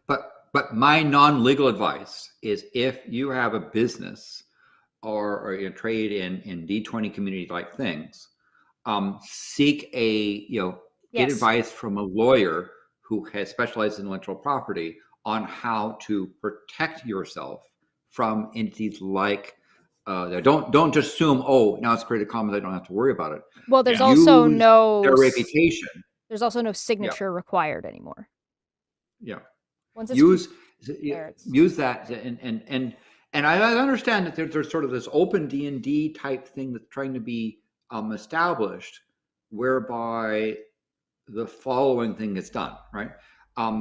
That you create something and you can give it away or sell it, that the people who receive it have the same rights that you do, right? The thing you don't want to do is to say, you have to come to me and I get to decide what the current license of the day is, right? You don't want Wizards of the Coast becoming the linchpin, the authoritative entity, the people you have to genuflect to, even if they try to release stuff, because by giving them power they don't have, you may be losing your ability to control your community or And control your product. or your enjoyment. Yeah. There's also like a degree of you're putting yourself on rocky things because there's literally nothing stopping Dungeons and Dragons or Wizards or Hasbro from doing something like this again, right, in the future. And ultimately nothing they were doing or asking for was really illegal. There was definitely some really problematic language in some of their legal documents, but the initial OGL that they had presented was certainly not a matter of, although questionable and ethically questionable, the legalese was not nearly as problematic as it then later became. Well, yeah, I don't think anyone, at least not that I'm aware of, was saying that the new proposed OGL is a problem because, like, the language in it is per se illegal. Now, there was the question as to whether or not you can actually deauthorize 1.0A, which, not being a lawyer, this isn't legal advice or anything like that, but I am of the opinion, based on actually looking at lawyers who are looking at this, that they did not have that authority. Right. Barry, do you have any thoughts on this whole debacle? I was thinking, yes. And going back to All the President's Men, a reference which completely failed to ignite imaginations the last time I used it. There's a line in that where it says, the problem with Watergate, he said, is that these guys are not too smart and things got out of hand. And I think this whole thing might be a lot simpler than we're thinking. I think somebody at WotC accidentally tuned into Critical Role one day, realized they're making a hell ton of money, and say, we got ourselves a slice of this. And then everything that happened after that was people who were not too smart and things got out of hand. Yeah. I think that's what happened. So Barry, I might also along that line suggest that Hasbro, trying to increase their stock value and pay attention to their shareholders, saw that there was revenue potential within Wizards of the Coast that was basically slipping out the door, and wanted to see if they could get hold of that stuff. Plus, the purchase of Sun's company came with a cost, and they're trying to recoup their costs. Yes. And so I would posit as a guess that it was really sort of Hasbro return on shareholder value that was trying to be maximized, and that there were perhaps people within Wizards of the Coast who said, no, don't do this. But the corporate folks said, sorry, this is it. Do it, right? There did seem to be. I said no. Yeah. We actually have some good, really strong evidence that that's directly the case. So there's a few things. One is, the CEO of Wizards of the Coast, whose name I don't remember, but she was publicly in I believe it was a shareholder meeting, said that she believed that D&D was, quote, under-monetized. And that she wanted to get the kind of recurrent spending that you see in video games, which basically means she wanted to turn WotC into EA. Yes. Which nobody likes EA. No. We said the same thing. EA is repeatedly voted America's least popular country year after year for good reason. And so, like, we know that that's almost certainly the case. There have been leaks from D&D or WotC employees saying that, you know, the corporate attitude towards their customers is basically that the customers are just kind of an annoying obstacle that's in the way of the shareholders getting their money, and that they don't particularly care about the customers except to figure out exactly how much the customers will bear before running away. As it turns out, it's not that much. They actually won't bear a whole lot more than what's currently going on. And to some extent, you know, that might change the evaluation of Wizards of the Coast as an entity. But the D20 community, you know, I think one of the things in particular to learn from this is that there are artists and creative people that put out really good content, really good products, so forth. I would highly recommend you pay them something if you think their asking price is there for their works, right? I think Go buy it's Utah very Clerics. appropriate for somebody to make good money off of producing good products that the Daytona community likes. Right? That's Can't we just buy stuff good. anymore? Why do we just buy things? Why do we always have to buy a license to use the thing? I remember I could just buy something and then I would own it. Do you remember those days? Nope. Yeah, I'm a product. millennial. I don't remember ever owning anything ever. All those dice were purchased by somebody who created them, right? And I was happy to pay the price because I like good value. Same thing with artwork, right? And so forth. So and don't steal stuff. So do we? After kind of watching all this happen over the course of months, what do we think the conclusion is here? Has anybody won? Is there any kind of is this over? Yes. Is there what do Maybe. you guys think the kind of the conclusion we can come to at where everything stands right now? Who do you want to start? Yeah, go for it, Dapper. All right, so I think there are specific answers to those specific questions. One is, where do we stand? I don't think that it's necessary to continue a boycott, which is basically what's been going on. However, I do think that, it's probably the case that people have picked up new systems that they are starting to like and learn. And I don't think that that's going to be a cat that's going to be let out of the bag anytime soon. I think WotC has probably at least indefinitely broken their own effective monopoly, and I think that's probably a good thing. Yep. I think that in terms of has anyone won, I think the answer is yeah. The people who've most won are the people who are independent 5e content creators. So, so people who are putting out like third-party monster manuals, third-party campaigns, third-party campaign settings. Those people won because now their business is secured at this point indefinitely. I'm not going to say permanently. I'm going to say indefinitely because there's there's a difference. Yeah. WotC clearly lost, no matter what they might say. They absolutely wanted to continue having a giant monopoly, and they have failed to secure that. Whatever they might say about it, they absolutely lost. And as far as the future goes, I expect that 1D&D will probably come out with an attempt at a much more restrictive license. And if they do, because remember, this 5.1 SRD that's in the Creative Commons now, that's only the 5e SRD. Right. 6.0 will presumably have a different set of documents. I expect that if they try similar shenanigans, it'll be like the 4th edition debacle, basically, where essentially this isn't the first time they've done this. Right. Yeah, so that's one of the things. The only difference between this and the 4th edition nonsense was that they didn't try to deauthorize the 3rd edition OGL, which is why Paizo came in with, Pathfinder.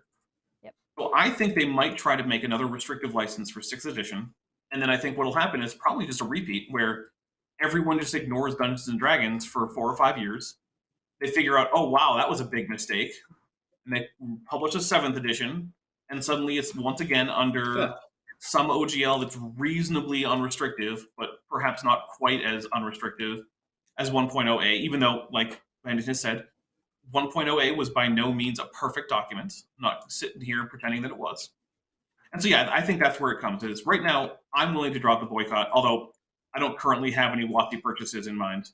I'm currently, right now, I just got delivered to my door a rulebook for a different, not even a Roll20 game. I want to try running with some friends. I just got, I actually was talking about before we got on air, I'm just now getting the rules for Jackal's Bronze Age fantasy role-playing. Because I've always thought that there's too much focus in fantasy role-playing on medieval and maybe late antiquity settings. And I always liked things like the aesthetics of the ancient Mesopotamia and ancient Egypt and things like that. And that's exactly what this is. So it sounds right up my alley. I'm also probably going to be trying to play some more Call of Cthulhu from Chaosium. I'm trying to get Bronze Age edition. There you go. That would actually be a lot of fun. Cthulhu, hell yeah. That would be great. I may or may not be sending Dapper something to play test in the near future. Everybody this is in your news game even is to worried me. about the sea peoples, but you're like, no, man, it's worse than that. Oh no, there's like this Bronze Age game already has like its sea people's equivalent. It's got the sea people. pretty Okay. nice. Yeah, I mean they're called something else because they don't want to be that on the nose, but like it's got their own sea people. It's got sea fantasy peoples all are right, like- all right. We're off track. We already went too far off with the dice. True. Barry, what do you think? I think that as long as there's money to be made, they will keep trying to squeeze different parts of their product and their licenses and everything to make as much as they can. I don't think this is the end of it at all. I think this is the end of chapter 5 or whatever. That's fair. That's fair. Yeah. Very. So it's a very. I like the fact you asked the question. Why you need a license at all, right? Right. I think as a D20 community member, you should build your own game with your own house rules, and if people like your table rules, they'll play. I would encourage you, however, if you use art by somebody, to acknowledge the artist, and if necessary, buy it or play it. Pay them, pay the artist. I think that's quite a legitimate thing. But I wouldn't say, and I've never thought about boycotting Wizard of the Coast. I would say make Wizard of the Coast irrelevant to your gameplay.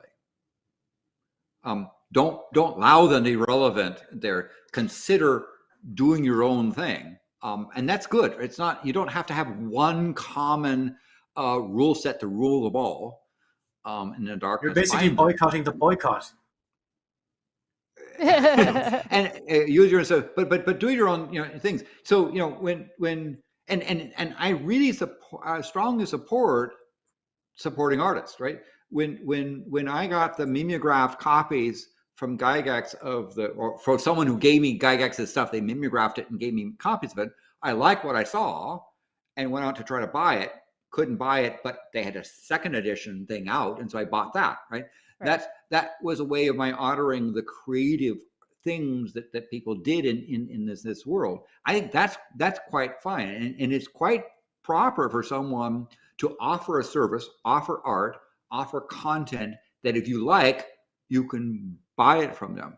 But that's what YouTube's basically built off. YouTube is the way people make money on YouTube is through the honor system. They make a product that you can watch for free, and you choose to support them financially through other means. I have a Patreon, by the way, everybody. There you go. and I have a Patreon of this person and that person, and I encourage you to consider doing it as well. But that's the thing, don't if Wizards of the Coast came out with a 6th edition, the question is, do you need to play? Do you need to honor that or even consider that? No, make it your own thing. Doing your own stuff, right? Remember what happened in 4th edition? Not no one, but very few people honored it. Sesh was one of the weirdos. It's not my fault. All right, so I'm not getting into that. What I'm showing on screen right now has been Hasbro's stock since about May, April of last year, and if you'll notice, it starts ticking back up after December 14th. There, I know it's a little bit hard to see, but you can see it starts ticking back up. After December 14th, around December 21st is when D&D Beyond officially made a blog talking about the OGL changes, and that's when that uptick starts. And if you notice, when people actually started talking about it online, drop down. So yeah, I do think that this is take that information for what you will. I think this is going to be a long-term hit to their bottom line ultimately, because like I said, I don't think you can let the cat out of the bag once the 5e players who, I don't think it's necessarily a bad thing, but most 5e players only play 5e. Yeah, they destabilized a lot, and in doing so, I would suspect that a lot of people that were holding the game up, although they may continue to do so, will also be insulating their what they create, which I think is a good idea anyway. I mean, I would expect that Hasbro, when they have their quarterly analysts report on their outlook, would have to factor into this what happened with Wizards of the Coast. Yes. That's sort of legally for saying, when they talk about looking forward, their whatever anticipated earnings they had from this so-called concentration of power in Wizards of the Coast has a diminished potential. Again, I don't think you need to boycott Wizards of the Coast. Just consider whether or not you need them. You as a D20 member, you as a D20 community, may not need a corporate entity telling you how to play your game or what you can do. Even if you say, Creative Commons, you may find other artists or other people that you wish to honor instead. I like Landon's solution. I do. I think because he says even a boycott is too much engagement for him. I like that. Yeah, fair. All right, so I'm gonna move us over here. We have our ad for today, and I hope you guys all enjoy it. It's not very long, so please, I'll be adding a link to this as well. So here you go. Beholder is one of the most iconic monsters in all of tabletop roleplay. This is how I made my own beholder-shaped dice tower. I started with this bagel shape in Blender. Then I stretched and twisted and distorted the top and the bottom of the bagel until it was this weird big toe shape. Ugh. Then I added a bunch of lumpy mashed potatoes and pointy teeth until it looked like an evil California raisin. Add a bunch of long, veiny, throbbing eye stalks, and voila, a beholder! Throw that puppy on the 3D printer, play a game of Connect the Stalks, and our prime suspect is ready for priming. Now that we're all primed, it's time to paint. First the lipstick, then some guy liner, a liberal coat of bronzer, and some blush. Tickle the tongue a little. And this nerd is ready to roll some dice.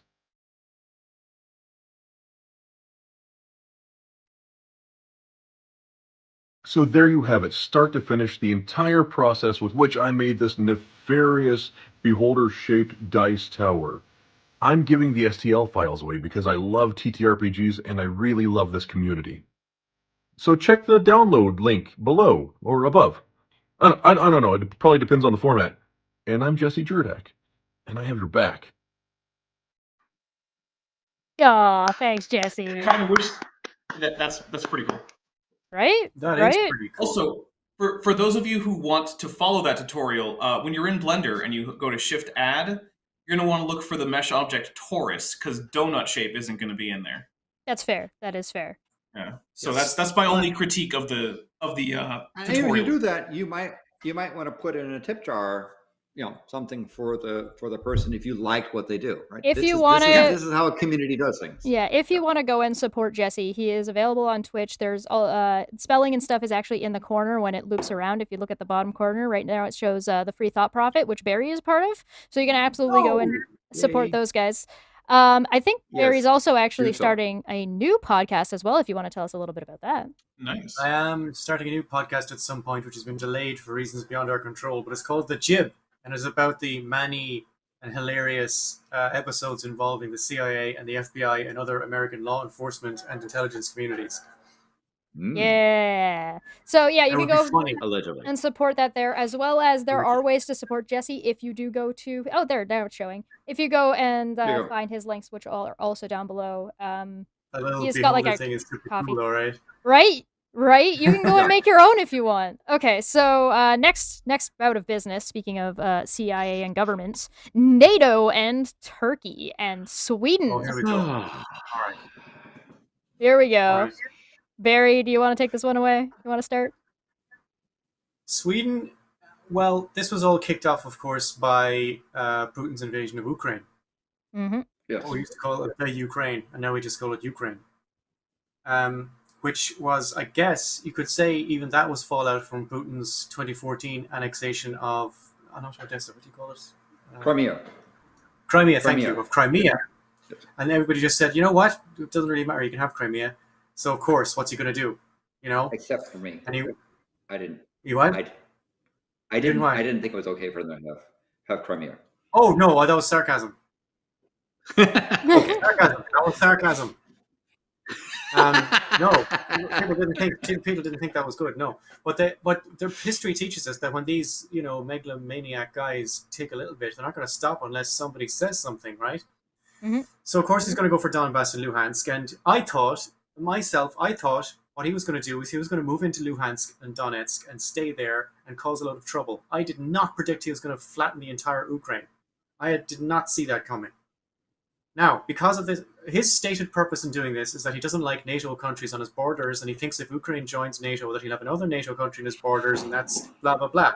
But the way to avoid having a NATO country on your border is not to invade a place that will give you 4 new ones. Also, he would have had a guy somewhere on staff to tell him that if you invade Ukraine on that basis, you're going to have a rush of Baltic countries to join NATO tomorrow. And that's essentially what we're seeing here with Sweden and Finland. They're rush joining NATO because of the Russian aggression.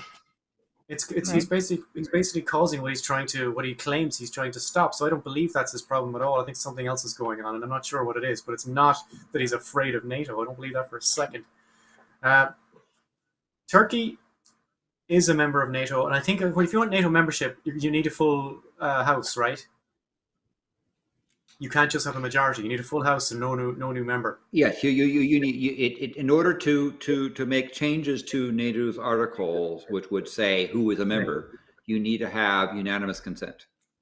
Yes, Turkey has a problem with Sweden for various reasons. Mm-hmm. One of the reasons is that Sweden has a bunch of people in Sweden who are Turkish dissidents and PKK members.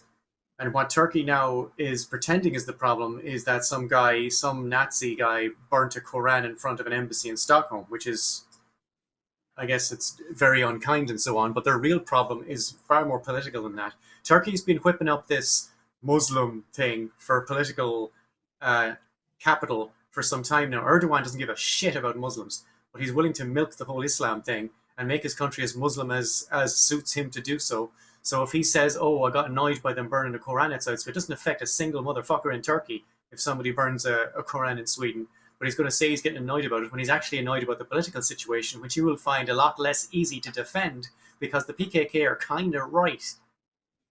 And what does PKK stand for? Oh, I'm sorry. PKK would be the Kurdish separatists, the Kurd who Turkey would regard as terrorists, but really they're just Kurdish separatists.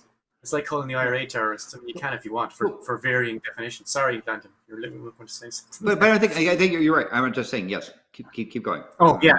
So that's basically the problem. And Turkey now realizes they have something over Sweden that they can use to leverage and hopefully get some of these separatists back. But in the worst place a PKK separatist can be is a Turkish jail. And also, there's very complicated extradition arrangements. But Turkey can block it because you need a full sweep if somebody new wants to go into NATO. And Sweden is kind of sending guys over to the Turks and maybe they can negotiate something or something. But everybody in Sweden and Turkey knows what the real problem is. And it's not that they let some far-right wankstain burn a Koran specifically to try and inflame Muslims and try and get people hurt, because that's what they want. These far-right people hunger for blood. They want to be punched in the face. That is their victory condition. What do you mean? No. What? Nobody said no. Dinosaur said no. Huh? No? Dinosaur said no. Wait a minute, are you on a loop? No. Yeah, he's on a loop. Yeah, I'm on a loop. He's not shaking his head. Oh, okay. No, you're not reacting to your no attention to the... Yeah, no. Oh, I'm sorry. That's just a loop, sorry. Okay, no. Right, yeah. So this No, is Dapper, now you have to say no so we can hear what Barry's going to say in rebuttal. But the guy in charge of Turkey, Erdogan, is smash friendly himself, so he has no problem using and rubbing up these Muslims into a frenzy that they would never have been. Turkey was always, since Ataturk anyway, it was quite famously a secular Muslim country, and he's making it worse. And of course, you're going to get like Muslim. I don't know if you'd even call them fundamentalists, but you're going to get a certain brand of Muslim extremist who will be happy enough to work with that. And man, this shit is always going to blow up in your face.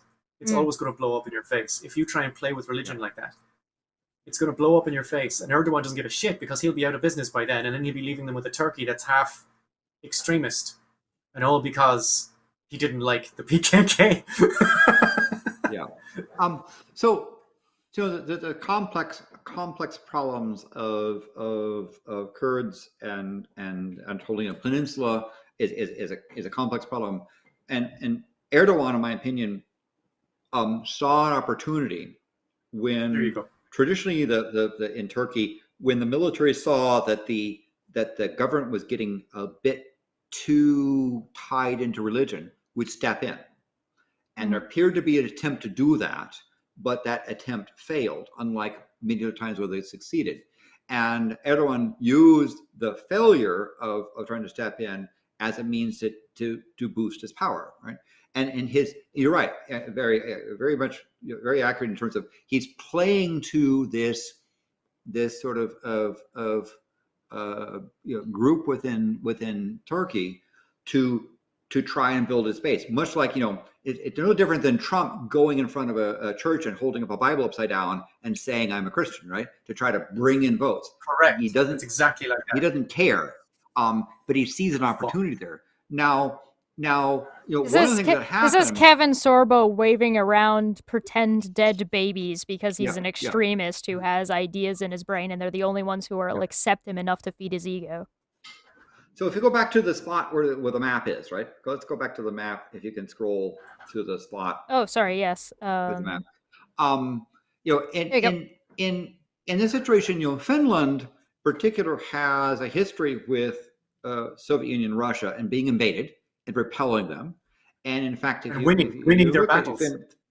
Yes, and Finland has a fairly significant civilian military integration, right? Or their service, so forth. They're actually quite primed to deal with this repelling and the invasion of Russia. But Finland and Sweden as well both kind of play this game of, well, we're not exactly aligned, but not exactly not aligned. We're trying to be neutral. And in fact, during various crises with the Soviet Union, Sweden sometimes came into play as an intermediate broker, right? That they were not pro-Soviet, they were not anti-Soviet. They tried to remain neutral. The problem, of course, occurred was that with Putin's ill-advised war on Ukraine, I'm trying to be dramatic here. That this basically scared both Sweden and Finland, particularly because they, for example, one of the things that Sweden is particularly concerned about is there's a little bit of Russia which is discontinuous. If you can point at the spot, Kaliningrad. It's next to Poland. Yeah, can you point at that? Do you know where it is? They used to call it Königsberg, where Kant lived. Now they call it Kaliningrad. Yeah. No, it's up above Poland. On the coast. Right there in the coast, right? That's a bit of Russia that unfortunately was given to them. I don't think that they should have been given at the time. This spot, that spot up there, that was, and so they have a bases there, and so NATO, on the other hand, would see that someone like Sweden and Finland have very significant militaries. They have very significant technology. They're not lightweights by any means. It probably Finland and both Finland and Sweden as NATO members would bring to the table about as much firepower and strategic things as any other of the prime members of NATO. It would be really to NATO's advantage to have them be in close cooperation. But traditionally, both Sweden and Finland tried to play neutral, but seeing the antics of what Russia has done and why Russia is doing it, not just, we think there's Nazis in Ukraine, stupid stuff like that. They said, we need to be more integrated with our friends in the region and applied for NATO membership. Unfortunately, Turkey has an economy which is in the tank, to put it mildly. I mean, their inflation is somewhere between 40 and 70% inflation annually, other things like that. And so what Erdogan saw as an opportunity is to say, we got an election coming up, so I can pretend to play to some Islamic people inside the country, and I can demand things, and in particular, behind the scenes demand things to get what I want. And some of that has to do with NATO, I'm sure, offering money, offering cash infusions of things, try to help Turkey's economy temporarily.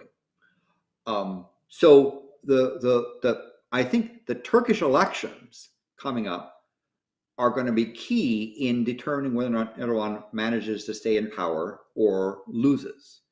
And it probably comes down to behind the scenes NATO members bribing Turkey to have Turkey abstain and not veto the entrance of Finland and Sweden into NATO. I think the world will be better off by having Finland and Sweden more integrated with Europe to do what? To try to cooperate on containing Russian aggression.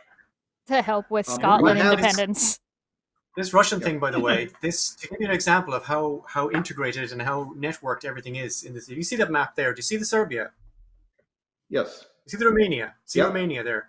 Yeah. Okay. Buenos Aires to all my Romanian friends. Kefach. Yeah. Right next to it there is Serbia, right to the bottom left of it. Mm-hmm. Okay. And underneath Serbia, you can see in very small letters, right underneath Serbia is Kosovo. Right? Yes. Russian Dacia to all my Kosovo friends. All right. See Yeni. Now. There's Bosnia and Herzegovina as well in there. Yeah. Yeah, but Kosovo now is the thing we're looking at, and I'll explain why. Kosovo is what you call Schrodinger's state, in that it exists depending on who's looking at it and how and when. Right? Yes. They declared independence in 2008, and Serbia refuses to recognize their independence. Serbia conducted a genocide of Kosovar Albanians in 1999. They just went in and wanted to wipe out every motherfucker in Kosovo that was Albanian. Kosovo is sorry for getting dark at this hour of the night. Kosovo is 95% Muslim, 95% Albanian. So those people are Albanians. And the genocide is not. Barry's not being hyperbolic. I mean, there are people who were brought to The Hague and tried for war crimes because of that. Mm-hmm. This is not just some little. No, I'm not overstating it. They made a genuine effort to wipe out every single one of them, and the Serbs feel like that now. The only thing holding off the Serbs is a NATO force called KFOR in there, and the fact that they know the Americans and the British are united in not letting that happen. That's the only thing holding Kosovo together right now. Serbia is full of people on the ground, normal people. They're like a Slav version of Hasbara, who go around the internet typing shit under any kind of article that says Kosovo are real people, that says Kosovo is Serbia, meaning the home province of Serbia, right? Because the Gamezistan, their war monument, is in there. To give you an example of how far back this goes, the Battle of Kosovo was in 1389. So that'll give you an example of how long ago this goes, right? It goes back a long time about how you define Ottoman Empire stuff and how you define what Serbia is, right? A lot of Serbians believe that Kosovo is Serbia and they have a right to it, and the Albanians should just fuck off. And if they have to fuck off at the end of a gun, well, then that's just the way it has to be. They think of them as like rats, as scum, right? And they need to get rid of them. Now, Serbia is watching very carefully what Russia is doing in Ukraine, because Serbia is the only country in the Balkans that's aligned with Russia.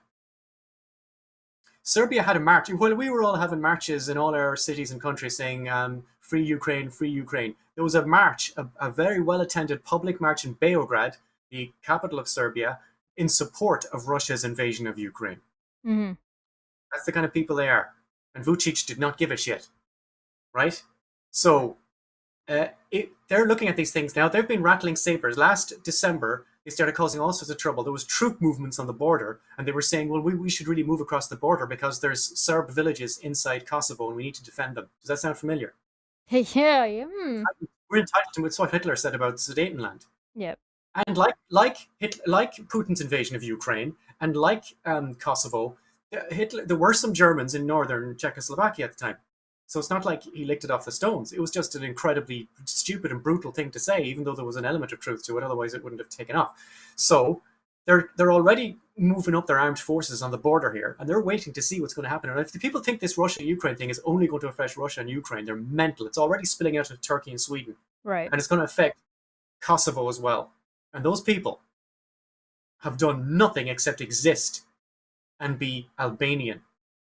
And again, it's going to be it's just going to be a mess. And that's why it annoys me when I hear people saying, "Oh, like let Putin have them." Why is everybody so upset? Like, if you want to avoid a world war, maybe get into negotiation with. It's not just about.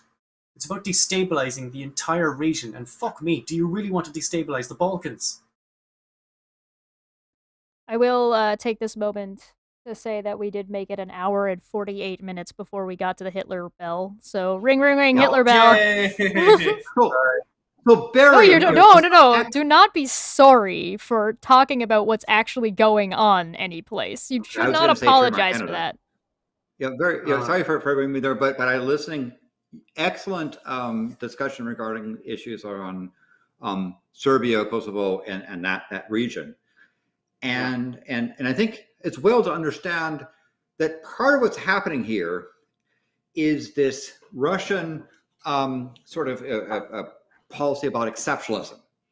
That they view Russians as exceptional, and that areas that have lots of Russians should be under Russia, right? So if you look at the map, they look at places like Estonia, Latvia, Lithuania. They're up in their areas of Poland, areas of Slovakia, Hungary, Romania, Bulgaria, Serbia. These regions that have lots of ethnic Russians, Russia believes should be under the influence of Russia. Now, people kind of make the mistake of saying, well, Putin's trying to recreate communism or Soviet Union. No. Right? Putin, on the other hand, behaves as if he wants to be the new czar, exerting the influence over areas of Russian, the Russian enclave, Russian areas. It does seem very like old Tsar Anastasia time period-esque. Yeah. Well, it's more like on the other hand, period. the other hand, you have places, countries like Poland, who will remind Putin, dudes, you were, you claim you're going into denazify Ukraine. You were the people who were in league with Hitler to invade Poland. I mean, don't forget, Stalin invaded Poland too. Right. Well, wait. It was more cynical than that. In the Warsaw Uprising, Stalin told the people in Poland that if you rise up against the Nazis, we will rush in to defend you. Right? Yeah. The Nazis went in. Stalin did nothing. The Nazis trashed the place. And Stalin was playing the long game because he knew in a long enough timeline he would be invading Poland. And when he got there, all the nationalist people who would normally have been there to fight against him would be gone. That's exactly what happened. He just walked straight in because all the Democrats were dead. But the other side of the coin, the other problem is that there are areas where just because you speak Russian or are ethnic Russian doesn't mean you are a Putinite, right? And so, on the other hand, you see countries that are in that region that are concerned about, well, if we have this large Russian enclave, will Putin try to go and claim us as well, right? It is the higher irony. Hitler used the invading the Sudetenland, Poland, those things as Prussia as a, well, there's Germans there, and therefore we, that should be part of Germany. There was Germans there. And it's true, but Putin's playing the same Hitler game. I'm not trying to be hyperbolic about it. He's doing the same. No, it's not hyperbolic thing. at all. It's accurate. Right. And so unfortunately, he's got Belarus, right? The schmuck that runs Belarus, a stinking dirty schmuck, that went and kills this and so forth, is probably going to be one of the people involved, people believe, in an invasion of Ukraine from the north. Belarus is a client state. I don't think it's too far to say it's a client state at this stage. Yeah.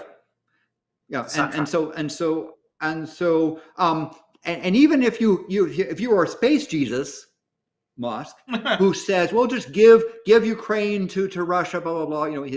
God, don't take Elon Musk's advice or opinion on politics seriously about anything. God, dear Lord, please. It isn't going to stop because Moldova, right?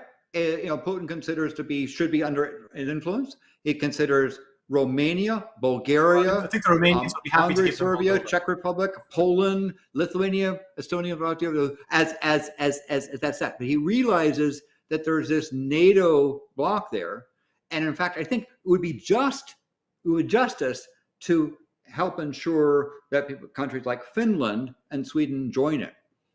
Erdogan, on the other hand, trying to placate his trying to get reelected, wants behind the scenes money and other bribes to not veto their entrance. The world would be better off if NATO helps contain Russian exceptionalism, right? And unfortunately, for for Russia. Russia has amazing science. They're in mathematics, rocketry, other things that they have a lot to contribute, which has been wasted by Putin. Right. Putin instead, right now, the situation is I can't imagine countries really seeing Russia as being exceptional, right? They keep drawing red line. They think this is a red line, and guess what, Putin? No one cares. Right. You instead of making Russia an exception, you are becoming less and less meaningful to the rest of the world. I find it odd to see the number of maybe this is just me, and maybe I'm biased, and you guys can correct me on this, and maybe put some perspective on this.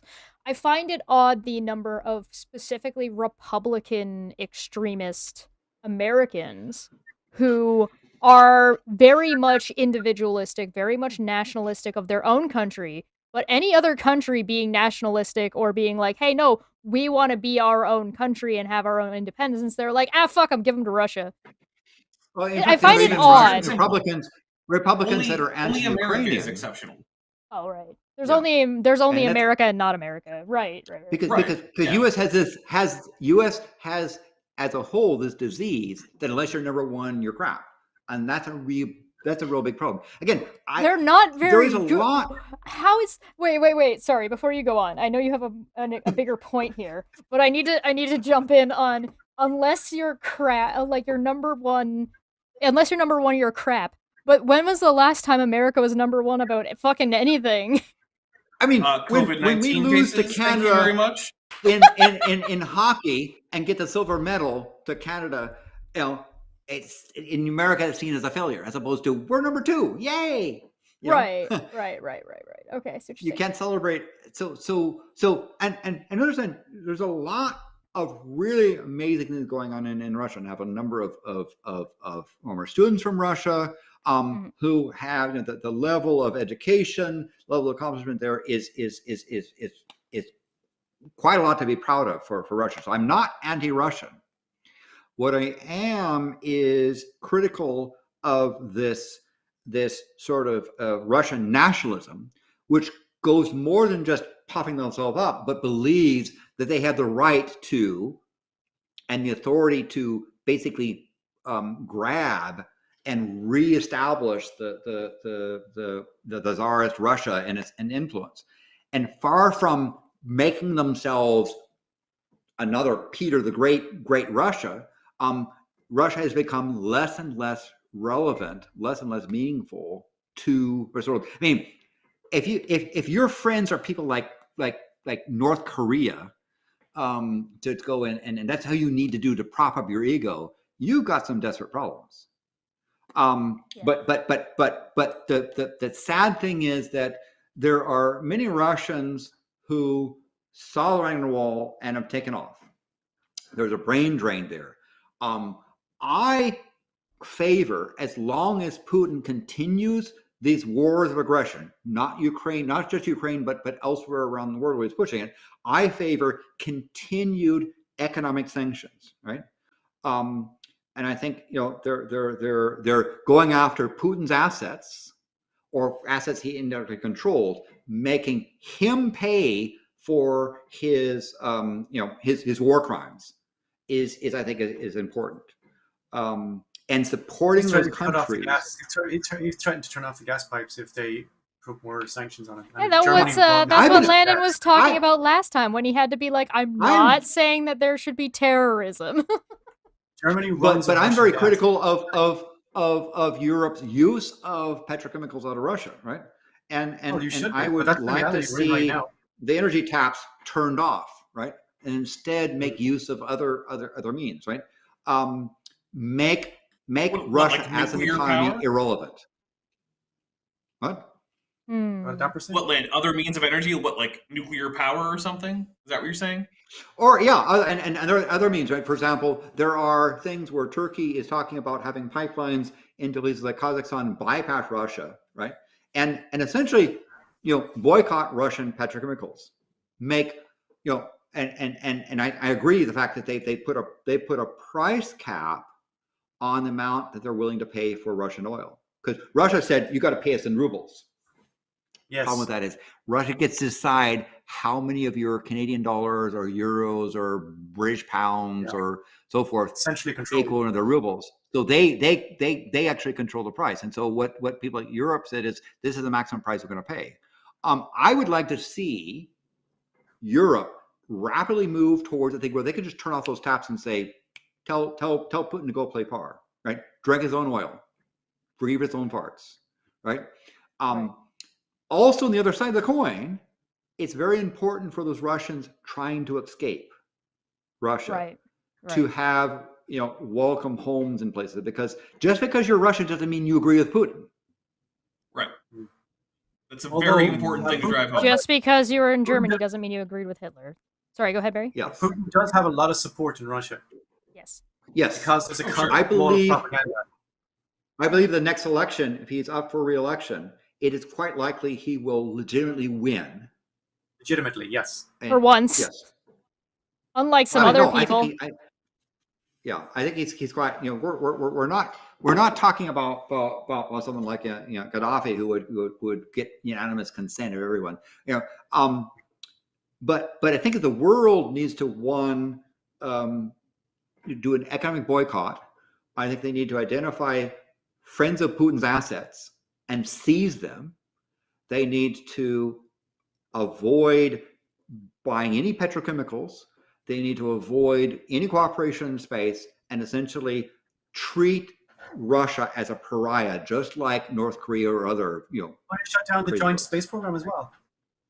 Yeah. I mean, I think at this point we have to, Okay. right? Um, I think we've and this is to basically deliver a lesson to Putin. And so it is an extreme when circumstance, right? It has So- gotten very extreme. So when the Russian ambassador gets up in the UN and Pontic is about red lines and blah blah blah things, you're just replying and say, you're blowing hot air. You, the occupiers of what was once the Soviet Union security seat that you currently occupying, because I don't believe the Russian seat on Security Council is legitimate. It was the Soviet Union, not Russia. Now, that being said, you basically treat them just like when North Korea stands up and pontificates and you say, yeah, blow it out your ass, right? We don't care. Your military is not effective. Maybe we And need your a new economy UN. is irrelevant. And until and unless you agree to play nicely with the rest of the world, you can sit in your own corner. Time out Putin, sit in your own corner, and to help contain Putin, Finland and Sweden needs to join. We have to figure out how to bribe Turkey to not veto stuff, and a bit of Hungary because they're doing a little bit of weird stuff as well. I think that'll be help in trying to contain the Russian aggression. It is certainly complicated, and you're right. Both of you are very right in that it is certainly spread and is people. I do think it's really problematic that people are trying to bar others from joining NATO due to what would you call it? Religious reasons, personal reasons. What would you even describe what Turkey is doing Sweden, as? the block of Sweden. Yeah. That's political, pure Opportunism. political. He's calling it religious, but it's all political. Right, but okay, but what's his political reason? Is his political reason I know Sweden is harboring for free speech reasons and asylum reasons a number of people, journalists and I guess dissidents who are political dissidents in Sweden. And Gotcha. Turkey wants them back to put them in And- Turkish and- jails. Okay. I understand that certain PKK members knew how to trigger Erdogan, right? Burn a Quran, do a spectacle, Call the leader of and then China Winnie the have Turkey Pooh. go in and hyperventilate and say, and that was it. They played it as well. So they're pulling the I'm an oligarch and you can't talk bad about me, and because you talked bad about me and were critical of the government, we're not going to let Sweden join NATO because you were letting people talk bad about me. Free speech ? And this guy who burnt a Quran. So again, I don't I am not anti-Russian. I am critical of the Politburo of Putin's government critical of their military Wagner group. I think that in my opinion, Putin is a war criminal. The head of the Wagner group, they need to have a reward for his arrest and brought to the Hague for also war crimes. Mm-hmm. I would basically put out and say if Putin dares to leave Russia, he should be seized and brought and tried for war crimes. Dapper, do you have any final thoughts on this? I want to let you kind of wrap this one up a little bit because you haven't said too much yet, but we are gonna start getting close on time, and we got one more thing to cover. I don't have a whole lot to add past what was already added. I do want to say that, like, hey, if you have a local Russian-owned business, don't not go there because of Russia being shitty. Because chances are, your local Russian food restaurant is owned by the grandkids of some couple that came over from Russia, and they're probably not super happy with Putin either. But that doesn't mean that you shouldn't go eat their borscht. So and to have some Russian food is wonderful. Can we their dairy products are wonderful. Have learned from World War II and not treat people who were from or are from Russian as if they are currently actively supporting. Let's not do that. Yeah, I'm proud to have a number of former interns from Russia, and in part I hired them because the quality of the Russian education system is exceptional, right? Their ability to understand fundamentals and their training of stuff of someone that has a degree is quite extraordinary, right? And so there's much of the Russian people that is wonderful in the world, and they present a culture, a cuisine, so forth that's unique. It is the Politburo. It is the striking schmucks that push out Putin's stuff that needs to be made irrelevant. And unfortunately, that's going to mean making Russia an economic pariah, and not treating the Russian military as some great fear-mongering somewhere. They've sadly made themselves irrelevant, and they need to be as relevant as Wizards of the Coast is to the D20 community. Ooh, but so we do have two things, and I'm gonna put a vote in the chat, and you guys you can let me know which one would you rather we cover as our last topic. And I should have started the poll earlier. That's my bad. We're gonna call it Would You Rather. And because we do have Barry here, we should have AAI. Because AAI has been pulling up some absolute nonsense recently. And what we can do during this, while you guys vote on this, is we can give you a brief of each one. So AAI is Atheist Alliance International. And Barry, do you want to give us a brief, like what you would tell people to get them interested in hearing about what's gone on? You know what? I can just. They had an EGM. Wait! I gotta tell them what the other topic is first. And the other topic is Floridia education. All right. Okay, go ahead, Barry. Thank you for waiting. They had an EGM that was an absolute car crash in every possible way. It was the weirdest EGM I've ever seen in my life. Also, we're doing a Free Thought Profit podcast tomorrow night where we will have breaking news about even further AAI fail. I'm not going to talk about that tonight because that would be morally wrong. That is fair and reasonable. Oh, this poll's going fast. The briefing for the Florida education situation is Florida is attempting to defund and remove as much of the education system as possible. They're basically trying to. Do you even want to know what Florida is doing? Yeah, they're just crippling the situation. Jesus. Right. Oh. This is actually a really close poll. We live in dark times. I suppose I better vote. Will I vote for my own thing or is that too? Yeah, you can vote for your own thing. Go for it. I want to point out that Ben Hoven, whose relationship count is approximately e to the I pi plus 1. 0. Voted. It's important to note that he voted. Good. Dapper, do you have a preference? No, not really. I mean, they both sound like great dumpster fires. That is true. Landon, what are you thinking?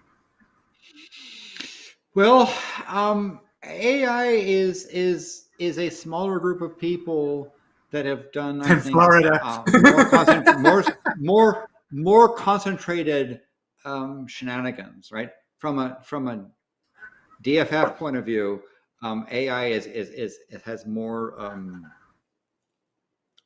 pull, The but dumb per person Florida ratio is higher education for AI. is Get off the goddamn it- fence, it- Landon. Pick one. It's exactly. I would probably recommend the AI for that because I think there are some shenanigans there that some of the people in here have more ties with, as opposed to saying Florida. You know, Florida's yeah, more of a that's wish sort list of- thing that we all kind of aspirationally want to trash.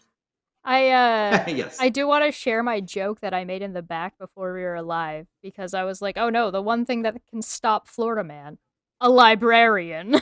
But Coming soon to cinemas, Conan the Librarian. AAI in Yeah. Florida. I think AAI is in Cali, isn't it? They're registered in California, yes. Well, were they? Didn't they lose some of their status in California because of the I wrote an nonprofit article status? for Only Sky about how they lost their Council of Europe status, yeah. They Um, lost their I- participatory status in the Council of Europe for lack of, they didn't submit anything in the last 4 years. No, not a single peep out of them. Oh boy. I mean, I wonder when the UN will revisit that notion. You know what the process is? I also the wonder UN, when the you know, UN will revisit that notion. I wondered hard Yeah. and long and hard and roughly. I wonder when the UN revisit that notion. Yes. What are you, a philosopher? Wondering hard? I wonder hard and roughly behind exactly so, when the UN so just out will of revisit curiosity, that while notion. the polls are going on, yeah, I know that Lawrence Krauss is supposed to be some sort of mediator thing in an alleged meeting. Dude, you just said you only want to hear proper about the people- AI thing instead of the Florida thing. Stop teasing me. So the but vote was that Florida education got a 62% and AAI did Okay. get a 37%. So here's what we're gonna do. We No, are no, going who won? Florida. Yeah, then we're talking about Florida. Yeah, so here's what we're gonna do. Because this isn't a democracy. so here's what we're gonna do. We are gonna do a mini update for AAI, and then we'll actually talk about Florida. Right? Because then we can, because I want to highlight what you and the Free Thought Profit guys are doing, and how hard you guys have been working and trying to follow the shenaniganry, because it is a forever. Right. But wait, there's more, and so we're gonna let Barry give us the lowdown and fill us in on what you can fill us in, and give people like a really solid ass teaser for going to watch your thing soon. First of all, here we go. I wrote a 1,300 word article for Only Sky on the AAI EGM. And the title of it is AAI Declares War on Michael Nugent, right? Now, that's clickbait title, but it's also exactly what happened. Now, I'm just gonna give you one little, because I write a lot better than I talk. I don't know if you picked up on that. So I will just give you a summary of the things that I've never seen in an EGM before that happened at this AAI EGM, right? That's like a little bit of my article. I'm just going to read it out, and then we go to Florida. Is that okay? Yes, absolutely. Okay, here we go. At the start of the meeting, 4 voting managers were introduced who took 2 minutes each to gush freely about how amazing AAI is. All of these people materially benefited from AAI fundraising campaign. 2, delegates were often unsure of what the motions were. 3, delegates were interrupting votes with amendments to those motions. Delegates were voting on one motion, while other delegates were shouting amendments to previous amendments to that motion. Accordingly, the wording of some motions were edited on the fly. 4, at least one delegate abstained from a number of votes for the stated reason that he did not understand what was going on.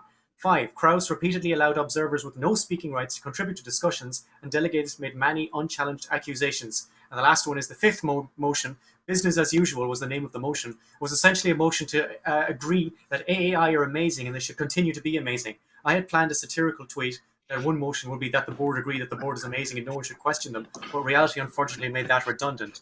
That is that one paragraph in my article. You can read the rest of it if you want. And we're going to be talking more about that tomorrow in not my podcast. It's Seamus and John's podcast that I'm allowed to be a guest on, called The Free Thought Prophet.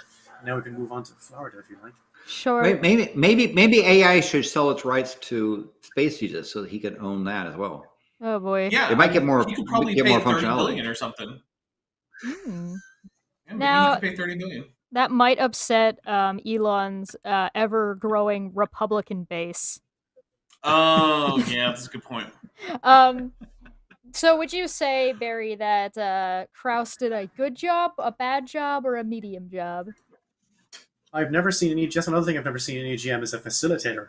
Like EGMs usually have a chairman, and that chairman is usually the guy who's in charge of the organization. It doesn't have to be, but usually it's the guy in charge of the organization. I've never heard of anybody drafting in a special guest star to run an EGM. Yeah, that's a good point. So there Well, are Kraus, people by the way, who. Go, A question, Barry, is there are people who are critical of AI who wanted to have certain questions answered. Were those people allowed to ask their questions, or was only the allowed members able to? There's a whole thing about that, and I did the best I could to summarize the fucking mess that is the answer to your question in the article. And I think I was not entirely happy with it because I like making things absolutely clear and pulling out threads and saying to people, look, this is what happened, and linking to sources and so on. And it was very difficult because the whole thing was just a screamy, shouty, chaotic shit circus. And there was people who spoke who shouldn't have been allowed to. There was people trying to suggest motions, and they had to get other. Oh, see, look, I can't even talk about it. It was just a mess. So let's presume that the UN reviews AAI and decides that they don't meet UN standards for organizations. Mm-hmm. Let's presume that their questionable, their nonprofit status continues to be none. Is there an organization that can step up and say, well, this group of people who pretended to ignore the bylaws and did shenanigans, were the replacement for them? Is there an ability of a new organization to say, hey, we're a new organization and apply to recognition? As I said, I'll put this in the article as well. The reason I think there's a whole bunch about the article about how they attacked Michael Nugent. Michael Nugent is the chairman of Atheist Ireland, and right. What do you call it when you make something up, but it's a big word for it? Conjecture. Slander? Yes. No, conjecture. All right, because it's researched, and I have a reason for thinking it's true. Michael Nugent is the chairman of Atheist Ireland, and they kind of came from Full Metal Jacket in the EGM, which again is nothing to do with why the EGM was supposed to be convened. That's another thing. They didn't make an EGM is supposed to be convened for a specific, immediate, urgent purpose, and nobody really knew what was. Somebody asked, "What is this emergency purpose we're here for?" There was no answer to it. But anyway, Atheist Ireland, up until December, the Atheist Alliance International was the only atheist organization with consultative status at the UN. And in January, Atheist Ireland, the organization who has a lot of good people in it, but Michael Nugent is the chairman, got consultative status at the UN. So now they're a national group. They're not an international group. They're just a national group in Ireland. They've already made more submissions to the UN in the last few weeks than AAI has done in the last few months. Yeah. Mm-hmm. So I think that might be rattling them somehow, because they're an atheist organization that are showing exactly what you're supposed to do with this status. You don't just put it on your blog and say, give us money.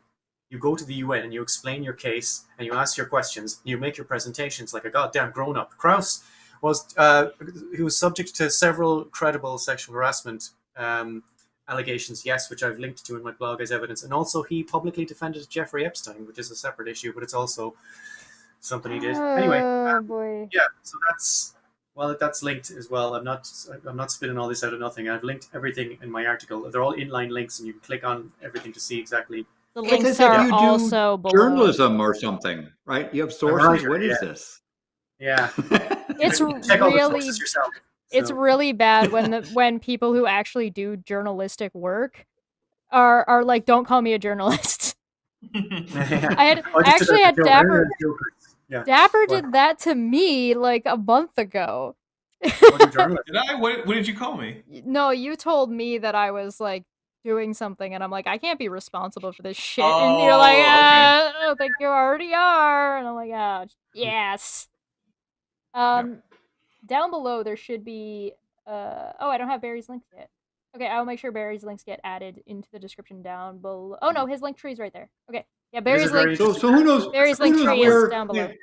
So Barry, our final question is: a year from now, Yes, where do you think AI will be in the list of relevance or talking about, or will the dumpster fire well, be out? that's a very good question, because I started looking into this AI thing when I was a guest on the Free Thought of Profit podcast in March 2021.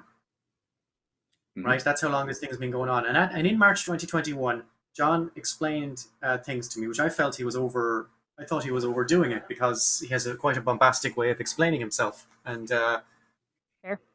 I thought he was overthinking it. But then I looked it up myself, and he really wasn't. Everything he said is true, and I thought at that stage no one could possibly take them seriously.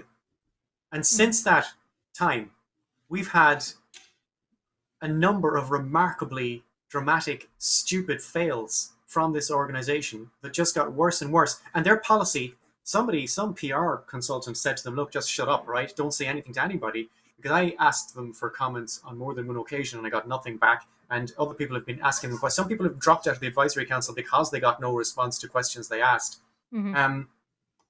So somebody's giving them the advice to don't say anything. Now, don't say anything is a good policy. If your organization fucks up, don't say anything, write it out, 2 weeks later, see what happens, right? And it's a shit policy generally, if you fuck up every week. And if you do a new problem.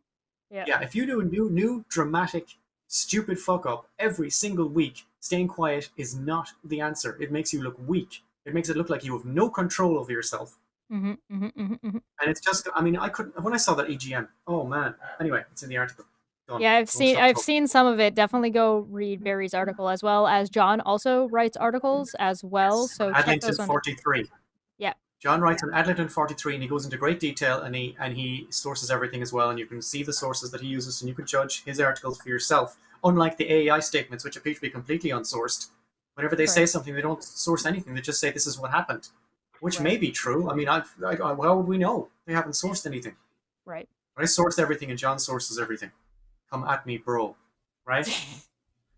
Well, AI is a giant dumpster fire, and if you want to know more, definitely go check out the Free Thought Profit. And if you have questions for them, tomorrow night we have another show, and we will have new information that is not in the article, and is also not in the verbal text that I have outpoured now. So, but wait till tomorrow, because there's more. Yeah. So, and if you have questions, definitely go and ask them, because these guys will answer. Yeah. So, Florida. Sorry for taking all your Florida time. No. You guys ate up all my time when it came to dice. So the governor of Florida has a really exceptional talent for identifying things that make people upset in order to try and claim himself to be the champion of fighting them, right? So he's really good at dividing people and say, he's got to fight the woke mob. This group, that group, and this group is bad and you should be upset, implying you should support him because he will oppose the bad people. That's kind of seems to be his stick. And shtick, and he does I think he does it better than Donald Trump in terms of being able to do this divide thing. Oh, by the way, we have somebody who contributed. Yep. Michael King just gave us a mic drop for I believe what Barry was saying for £5. Excellent. Thank you very much, Michael. Thank you very much, Michael. We appreciate that. With five British thingy majiggers. Weird L with a line through it. Go on, Landon. No, we appreciate it. Thank you very much. But the L, this the is L actually, just real quick, Landon, sorry, the L stands for L Librum, pound, and it's pound, originally was an actual pound of silver in weight. That's what the L comes from. It means a pound of silver. So they call it sterling silver pounds. Carry on. Yes. And it actually is a substantial currency. I don't want to disrespect it. It actually is has strongest currencies in value the world. and has It's got some yeah. weight to it. Hey! Ooh, ding. You cannot stop Although it's not what it me. used to be. Shouting. All right, go ahead. Not used to be, but it also was the sterling pound, which is different than history. History's so dumb. The bank notes have written on it, I promise to pay the bearer 5 pounds of silver. All the bank Yeah, notes that have was that written on the bank notes. Yeah, No, they still back have when it there was still a written on it. metallic. They can't deliver it. Yeah. yeah. So back when And they, it also has. Go ahead, please. I was just saying, back when there was a metal reserve standard for money, the idea was supposed to be that the money reserve is actually the precious metals, and so Yes. the banknotes are just, hey, if you want, this is exchangeable.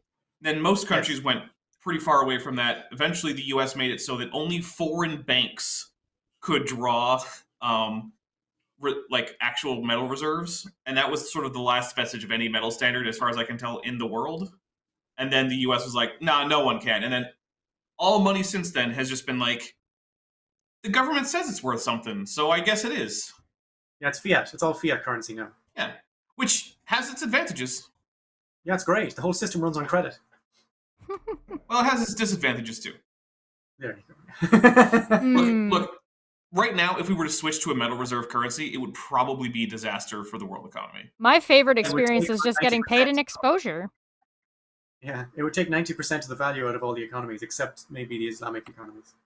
There was somebody I was actually watching. They were talking about. Oh no, where was it? Their home country. They had moved to Sweden, and they were like, "Why are you calling my country poor? Everything in my country is paid for in cash." Yep. I wish I could remember Islamic what. economies, Yep. interest is haram, so they can't do anything with interest or credit. Yeah. It's haram. It wasn't. Oh, okay. It was somebody. Do you know about somewhere- Sharia compliant financing? Yeah. Oh my god! All right, hold on. Time out. We are off Okay. on an. Okay. Should we go to Dapper, Florida? Dapper, please put a pin in Sharia law financing. We will come back to that on another episode of the Tavern. No, we won't. And I do want to Lie to also me.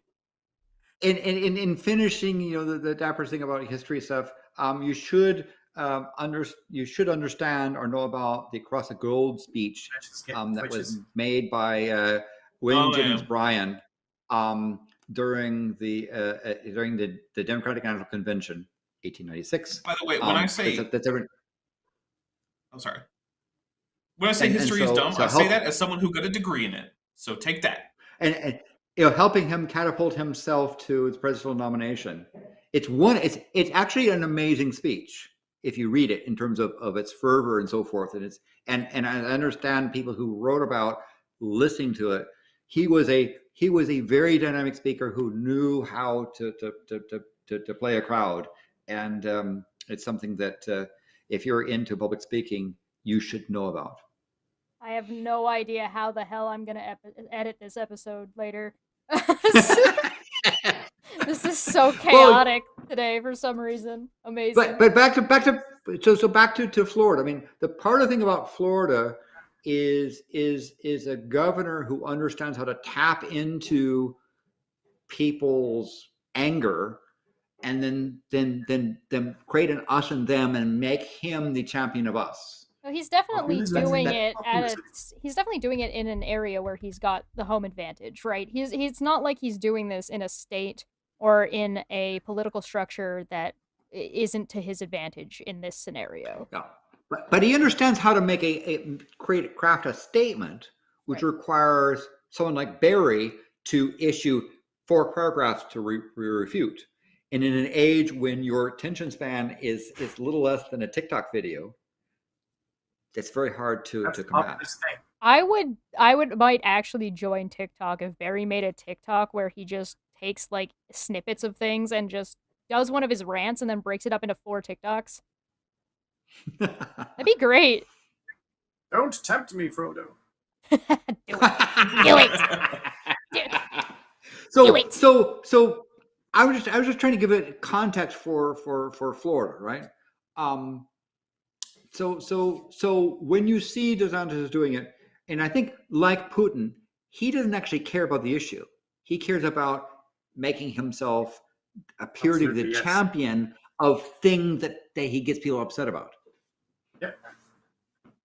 So what is exactly Florida trying to do? Now they've been getting. Did critical race theory ever even make it into Florida curriculum? As far as I know, no. It's not really Right, it says much of a thing in like high school. If critical race theory was to be taught, one of the several theories and in an objective manner. But you could find somewhere in Florida some teacher saying something that you could try to claim as critical race theory, and then I don't know what it means. then pull out the we got to protect our children from this dastardly thing that's happening. Think of the children. One thing that's fun is getting people who want to stop critical race theory to define critical race theory. There you go. That's what I do, and it slows them way the hell down. They're spectacularly bad at that.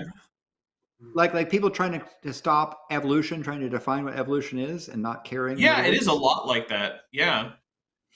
Funny. Yeah, it's a lot like young Earth creationists, just not knowing what evolution is. Weird, isn't it?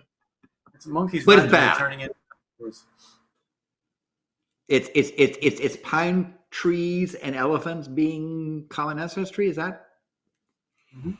I mean, to be fair, the theory of evolution does support the common ancestry between elephants and pine trees. It is true. But the elephants and rocks, right? You're saying that elephants are just rocks, but animated. No. Yeah, no. That's well, I mean, rocks do have a god belief, so. Wait, I thought rocks were atheists. You're right. Are rocks theists now? I think if they're used to make up a church, they probably are. Oh, okay. So, like, they convert to Christianity and they get turned into a church? Either that or, like... Hey, there's a song, Rock of Ages, so that's... Oh my god! I really thought you were gonna go the route of, like a gospel song that you would sing in church about, like, how the rocks are gonna cry out God's name, and you just went in a totally different...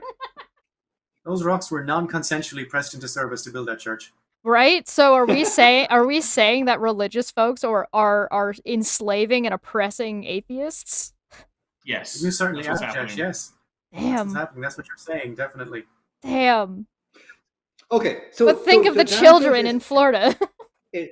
It's built this us-them thing where there's these critical race theory people, which are them, and he's the champion of the non-CRT people because reasons, and then he gets to put out edicts or gubernatorial decrees saying CRT bad, right? Yeah. Why? So that when he chooses to run for office, he can get more campaign contributions. Well, there's some interesting stuff in here too that it says.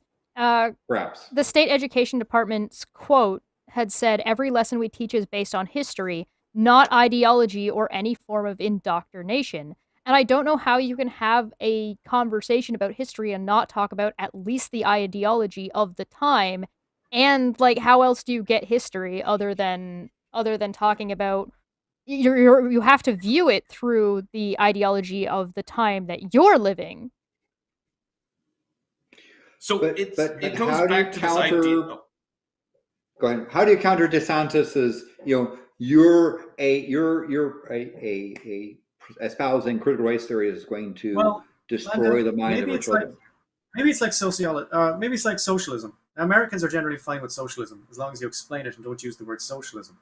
Yeah, because I think it's communism. Maybe critical race theory can be like that. Just do critical race theory and just don't use the term critical race theory. Just say, black people didn't have a great time around hereabouts in 1830. Take the word race out of it. But DeSantis knows how to bait people when he says, so Florida schools shall not teach critical race theory, counting on people being suckered into responding. Right? Yes, of course. And this, by the way, this is how Putin and the Politburo operate, where they knowingly say things that are false to troll you, to get you to respond.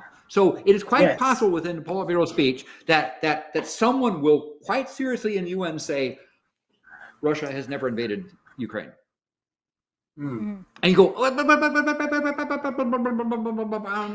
and they just smile back and say, we trolled you, we got you. Yes, you stupid fact checker. Yeah, fact checkers. When did that become a thing? Come on. Actually trying to make sure that what people say is true? The nerve. Fake news. Idiots. Fake news. Fake news. DeSantis pushed to overhaul the education system in other ways, too. He endorsed a slate of school board candidates last year following his success with a blueprint aimed at empowering conservative school board members. Soon after his endorsed candidates were seated, a number began firing educators and administrators who backed coronavirus precautions. The education department was also impaneled a group including conservative activists to create standards that would be followed before school librarians could buy new books. We were always at war with So these just guys. science denial, science denial, censorship, always a great way to start your education system. Well, I don't understand. There's a really big gap here, though, right? Just a gap in logic where you have we want free speech, we want as many freedoms as possible. We ought to be able to make our own choices. Yada yada yada. Yes, ban books. How does this fall in line with a lot of the ideological talking points of the Republican Party? The Republican Party Because the Republican Party doesn't have ideology talking points. They have a superficial understanding of what they're about emotional. They have responses. reaction. Right, Yeah. but what they say is, and how they sucker people in is by Bullshit. utilizing this rhetoric that is all about freedom and choice, and you should be able to decide Yeah. what you want to do with your life, whether that be your taxes, whether that be your medical care, whether that be your education system. But they're letting the government pick and choose, an entity that is not them, the government, pick and choose what they are and are not allowed to read. But DeSantis will say, you need to allow me to state that parents should decide what they do, who educates their children, not these critical race theory people. I mean, that's our. And so you want to empower me to enforce that parents get to decide or But that's choose, right? But again, we're back to selling the Brooklyn Bridge. They already have that power. Parents can already decide a school district depending on where they Sanders is also choose he's to live. also doing a lot of signaling. He's signaling to his base, and it doesn't really matter if any of these It's code word policies stuff, go right? through. Dog Yeah. whistle. Dog whistle. Mm. Yes. But it's so it's a matter of saying, DeSantis is saying, trying to say to parents, and effectively continue to support me because I'm the one who will stand up on your behalf against these evil people, right? And he'll say, that he'll do things like he says things like, "This is un-American," to teach these things and infect the minds of our children that will destroy America. So elect me to protect America from these evil people. You will see. Yeah. I'm presuming he's going to announce his run for president.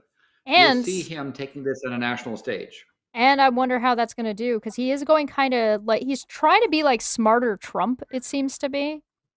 That he's Ron DeSantis is a politician, so he's already got the edge on him. Right. He's got the edge, and he also seems to be trying to pull the Trump Republicans in with the rest of the Republicans via his presentation of this information and what he's trying to do. So that way it will not split the Republican Party in the upcoming election, as Trump has actually started his campaign trail recently. I think DeSantis, you're right, Chesh, that DeSantis is rather experienced in public relations. He is very, and I don't believe, for example, unlike Trump, who just does not appear to be very intelligent. I think DeSantis has a lot of smarts and skills in how he plays the media and how he uses words, making him more dangerous than the bumbling idiot that appears to be Trump. He has all the best words. Well, I mean, he wants to be the next Trump. Yes. That's Yes. pretty obvious. And Trump himself, yeah. I'm waiting to see from like the Murdoch, media empire when they decide that DeSantis is actually should be anointed, and not Trump, right? I think they want to now you see wait. the beginnings of Yeah. because Trump had to re-announce his starting of his presidential campaign. Mhm. Yep. Right.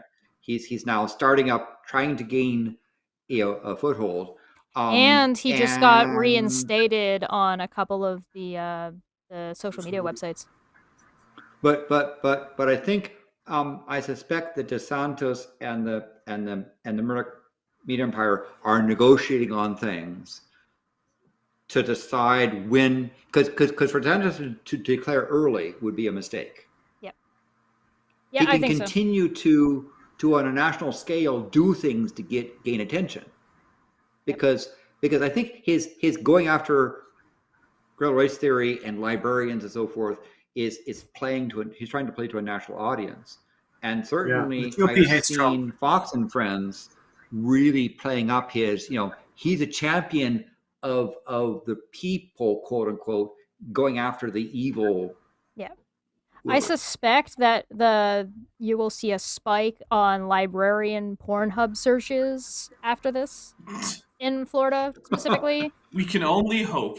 I suspect that will absolutely be the case. That tends to be like a really big trend, particularly in like the southern belty area there of particularly Republican states. If something happens politically and there's a big bad enemy, the number of porn searches about that big bad enemy just whoop, right up. But still, DeSantis is very skilled at finding something that you didn't think was an issue, calling it a name to get a certain group of people upset about it, and then doing something which may not even help on the issue, but it identifies him as a champion. So his that's standard populism, though, isn't it? Yes. Yeah. Yeah. Yep. And so the way to see how well the Murdoch media empire decides to amplify his voice, as in whether or not they've decided to throw Trump under the bus and to nominate somebody else. The problem is it's very early, and there are other Republicans who might be better suited for Murdoch's purposes. That could be, yeah. Because they're going to be self-interested, right? So they're gonna pick whatever is most beneficial to them, and they might even play the two against each other until they find to get as many ratings as they can, and just like show how like, oh well, DeSantis says this, and and Trump says this, and play both sides up until they make a decision. Yeah. On the other hand, remember that DeSantis actually won reasonably handily his reelection, right? And so the Florida voters that voted, brought him, continued to amplify his presence there. Florida does have very interesting mathematics they apply in counting votes, but it's pretty clear from stuff that DeSantis won, quite handily, right, and enjoys popular support. Yeah. And he's looking at how to push that nationally in order to try and find it. And part of it, he's probably hoping that he and Trump will fall on different sides of an issue, so he can then further marginalize Trump. Yeah, I agree. I think he's probably going to try and bait Trump into something. I wouldn't be surprised to see that. But we should start wrapping up. We did go a little bit long. I pushed us a little bit long specifically because we spent too much time looking at Landon's dice, which are freaking awesome, by the way. So if that person that you're buying dice off of happens to have like a Etsy or like a sell link, let me know so I can put that in the description as well. Yeah. Right? Yeah. I'll ask. Does anybody have any last words about anything that we did cover or anything that they want to cover in a future episode? Everything is just stuff that. I mean, I think from things that been going on, the question is so therefore what we've been to do a number of dumpster fires. Yep. Mm-hmm. Okay, so what what should you do as a result of seeing these dumpster fires and other things that we could mention, like You Scottish should independence like and and what the Tories did? subscribe and join the channel. Yes. I mean, because we didn't talk about the latest Tory thing they did to Scotland. Correct. We didn't talk about Brexit and the Heisenberg border between the Republic of Ireland and the occupied part of Northern Ireland. We didn't talk about some of the stuff going on inside. There are other dumpster fires we could have covered. But the question is, someone listening to this might feel depressed, might feel bad. Here's what I say. What? I say to people who are angry about things, I say, really the best response if you're angry about something, and something is not just like in your life, I mean in a general sense, angry about something, is to find people who agree with you and organize on the ground. Grassroots. Yeah. Yes. You can change laws like that, because it's happened. I've been involved in efforts to do that, successful efforts to do that on a number of occasions in Ireland. Find people who agree with you, organize on the ground, turn up to the meetings, don't be afraid of pushing yourself forward. If you're angry, take that anger and do something with it. Focus it. I mean, you could argue that one of the stories we covered today did that, the Dungeons and Dragons stuff. Sit at home typing into Twitter, you know? Mm-hmm. Yep. Find people in the real world and organize. Yeah. Recognize that you feel bad or you feel like something is wrong. Congratulate yourself for caring enough to feel, And anger is a very reasonable something should be response to done. a lot of this stuff. I think there's 3 things that people ought to do. If you feel like and you've recognized that you're angry, figure out why and why you care. Once you figure out why you care and why it matters to you, start taking action if you feel that's necessary. Those actions you want to have in a positive direction, because you want to help the issue, not make the issue worse. So your next step would probably be go and find as much information as possible, because the way you win these kinds of situations is you want knowledge. Any kind of negotiation, any kind of fight that you're getting yourself into, the more knowledge you have, the more likely you are to win. So get as much information on the situation that's upsetting you as possible, but be sure to make sure you take care of your mental health while you do it. You don't want to exhaust yourself, right? Because you can't help anybody if you're not in a good place. So make sure you're in a good place as you do this, and in doing so, while you're doing your research, do exactly what Barry said, and find people that are also doing research, and people who are also maybe already part of movements that may or may not exist around whatever is bothering you. Talk to people. Recognize that you want to you recognize the emotion that's in there, but not respond on emotion, but instead turn that energy into, let me understand more the details of stuff. Mm-hmm. Let me talk to other people, one-on-one about this sort of thing, and then choose to operate on facts, not on emotion, right? Yep. Remember that people like DeSantis will try and play on your ability to have emotions, and then draw you in so that you might support someone who otherwise you wouldn't support. And prey on your ignorance. Yeah. Yeah. So take that emotion as a one value that I care, good for me. Mm-hmm. Now let me take that energy and understand the background behind it. Do some research. Do what effectively is kind of like journalism. Look for information. Talk to other people. That's a good place to get information. And then decide on the basis of facts how to respond rather than on emotion. Yeah, because keep in mind, if we're going to use DeSantis as an example, one of the things he presented was education reform. I agree with education reform, especially in America. Lots of education reform would be good, but the devil's in the details. And understand, that in talking with Russians, they understand Putin's attractiveness because Putin tells them what they want to hear. Oftentimes, Putin is not playing to the international crowd, but he's playing to the domestic crowd to try and elicit emotion from there. Yep. So take that emotion, recognize that's a good thing for you to be concerned about something, and turn it into facts, and then respond with reason. Yep. All right, let's wrap up here. Do we want to get who everybody is and what they're up to? Dapper, Landon, then I'll let our special guest Barry go last and take us on out. All right. Dapper, who are you? What does he say you do here? So I'm Dapper Dinosaur. I have a channel that does a lot of pseudoscience debunking. The biggest topic is young Earth creationism, but I do other stuff. In fact, I'm currently working on a series about Mud Fossil U, because Roger still is stabbing his monitor with a feather, talking absolute nonsense. So I do usually 3 videos a week. Saturdays are almost always, but I can't always guarantee a Saturday show. But Tuesdays and Thursdays, Tuesdays are my drinking shows. So if you want to come and have some drinks while we debunk some absolute nonsense, and we always go for some pretty low hanging fruit on that one, just because, well, it's drinking. Thursdays are the scripted shows. Saturdays are sort of like the variety hour. Coming up middle of next month, the Cambrian Bunny Awards ceremony will be on Saturday.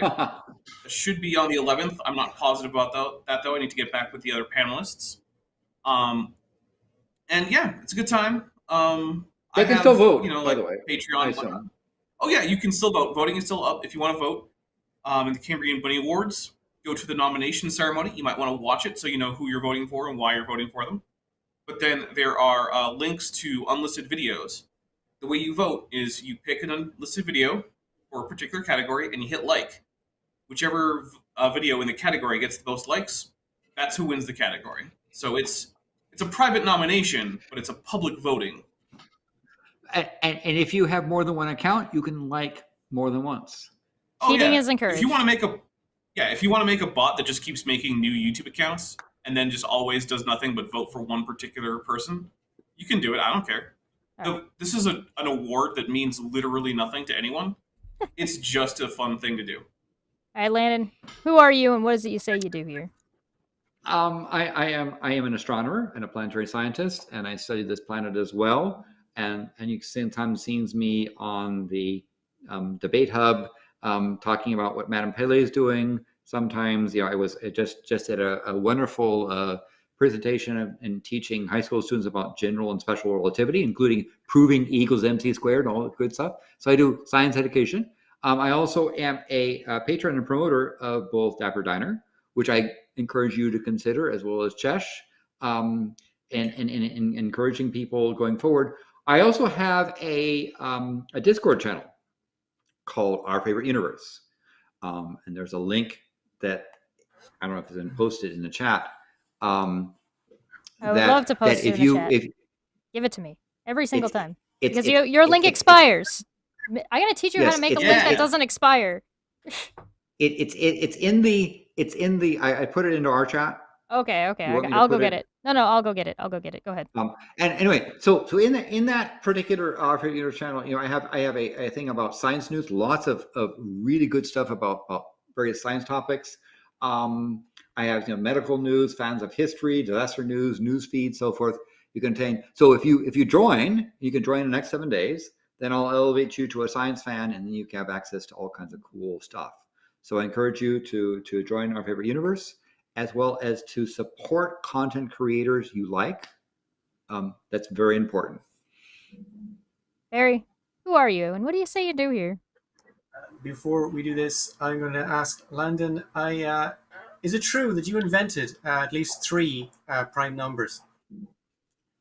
I have held world records on the largest known prime. Oh yes, that's a yes! Times. Brilliant.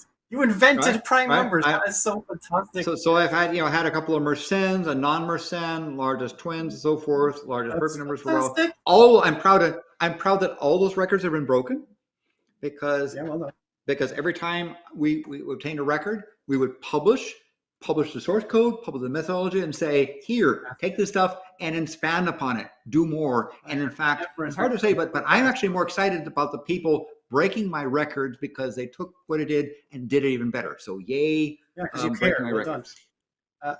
My name is Barry. I'm a writer. You will find my stuff on Only Sky and a bunch of other places. But if you Google my name, unfortunately, that's not going to do you much good, because you get a legion of rapists and murderers and traitors who are not me, but who have my name. Oh. But if you Google Solo1Y, you'll probably get me on most services. There is a link tree down below. Or my link tree, yeah, that'll do it. Here I am. Yeah. And he's going to be live tomorrow on a show that he should be promoting. Tomorrow night. discussing the breaking news answer of my- AI. Break your mind. Answer, by the way, to Michael King, I asked, I was actually the resident astronomer at Cisco Systems. I did things like helping Deep Space Network because we had this Wi-Fi to the stars, right? All those probes out there that had this fancy links and so forth. So that was one of my things I got to do. Dude, I have trouble picking up my for Cisco. Wi-Fi inside the house. So Yeah, I was gonna say. Well done. Well, it's trying to getting something passing past Pluto and getting the multiple paths are is a different story The than other side of Wi-Fi. my house. But if I were there, I could do some signal analysis and help you figure out how to get. Today I learned that space has better internet connection than Canada. All Dude, right. imagine if Landon came to your house and But you got Landon's him to fucking Landon jump would off your totally Wi-Fi. Landon would totally come to my house. What are you talking about? Yes, I do plan on experiencing Canada Rail across Canada.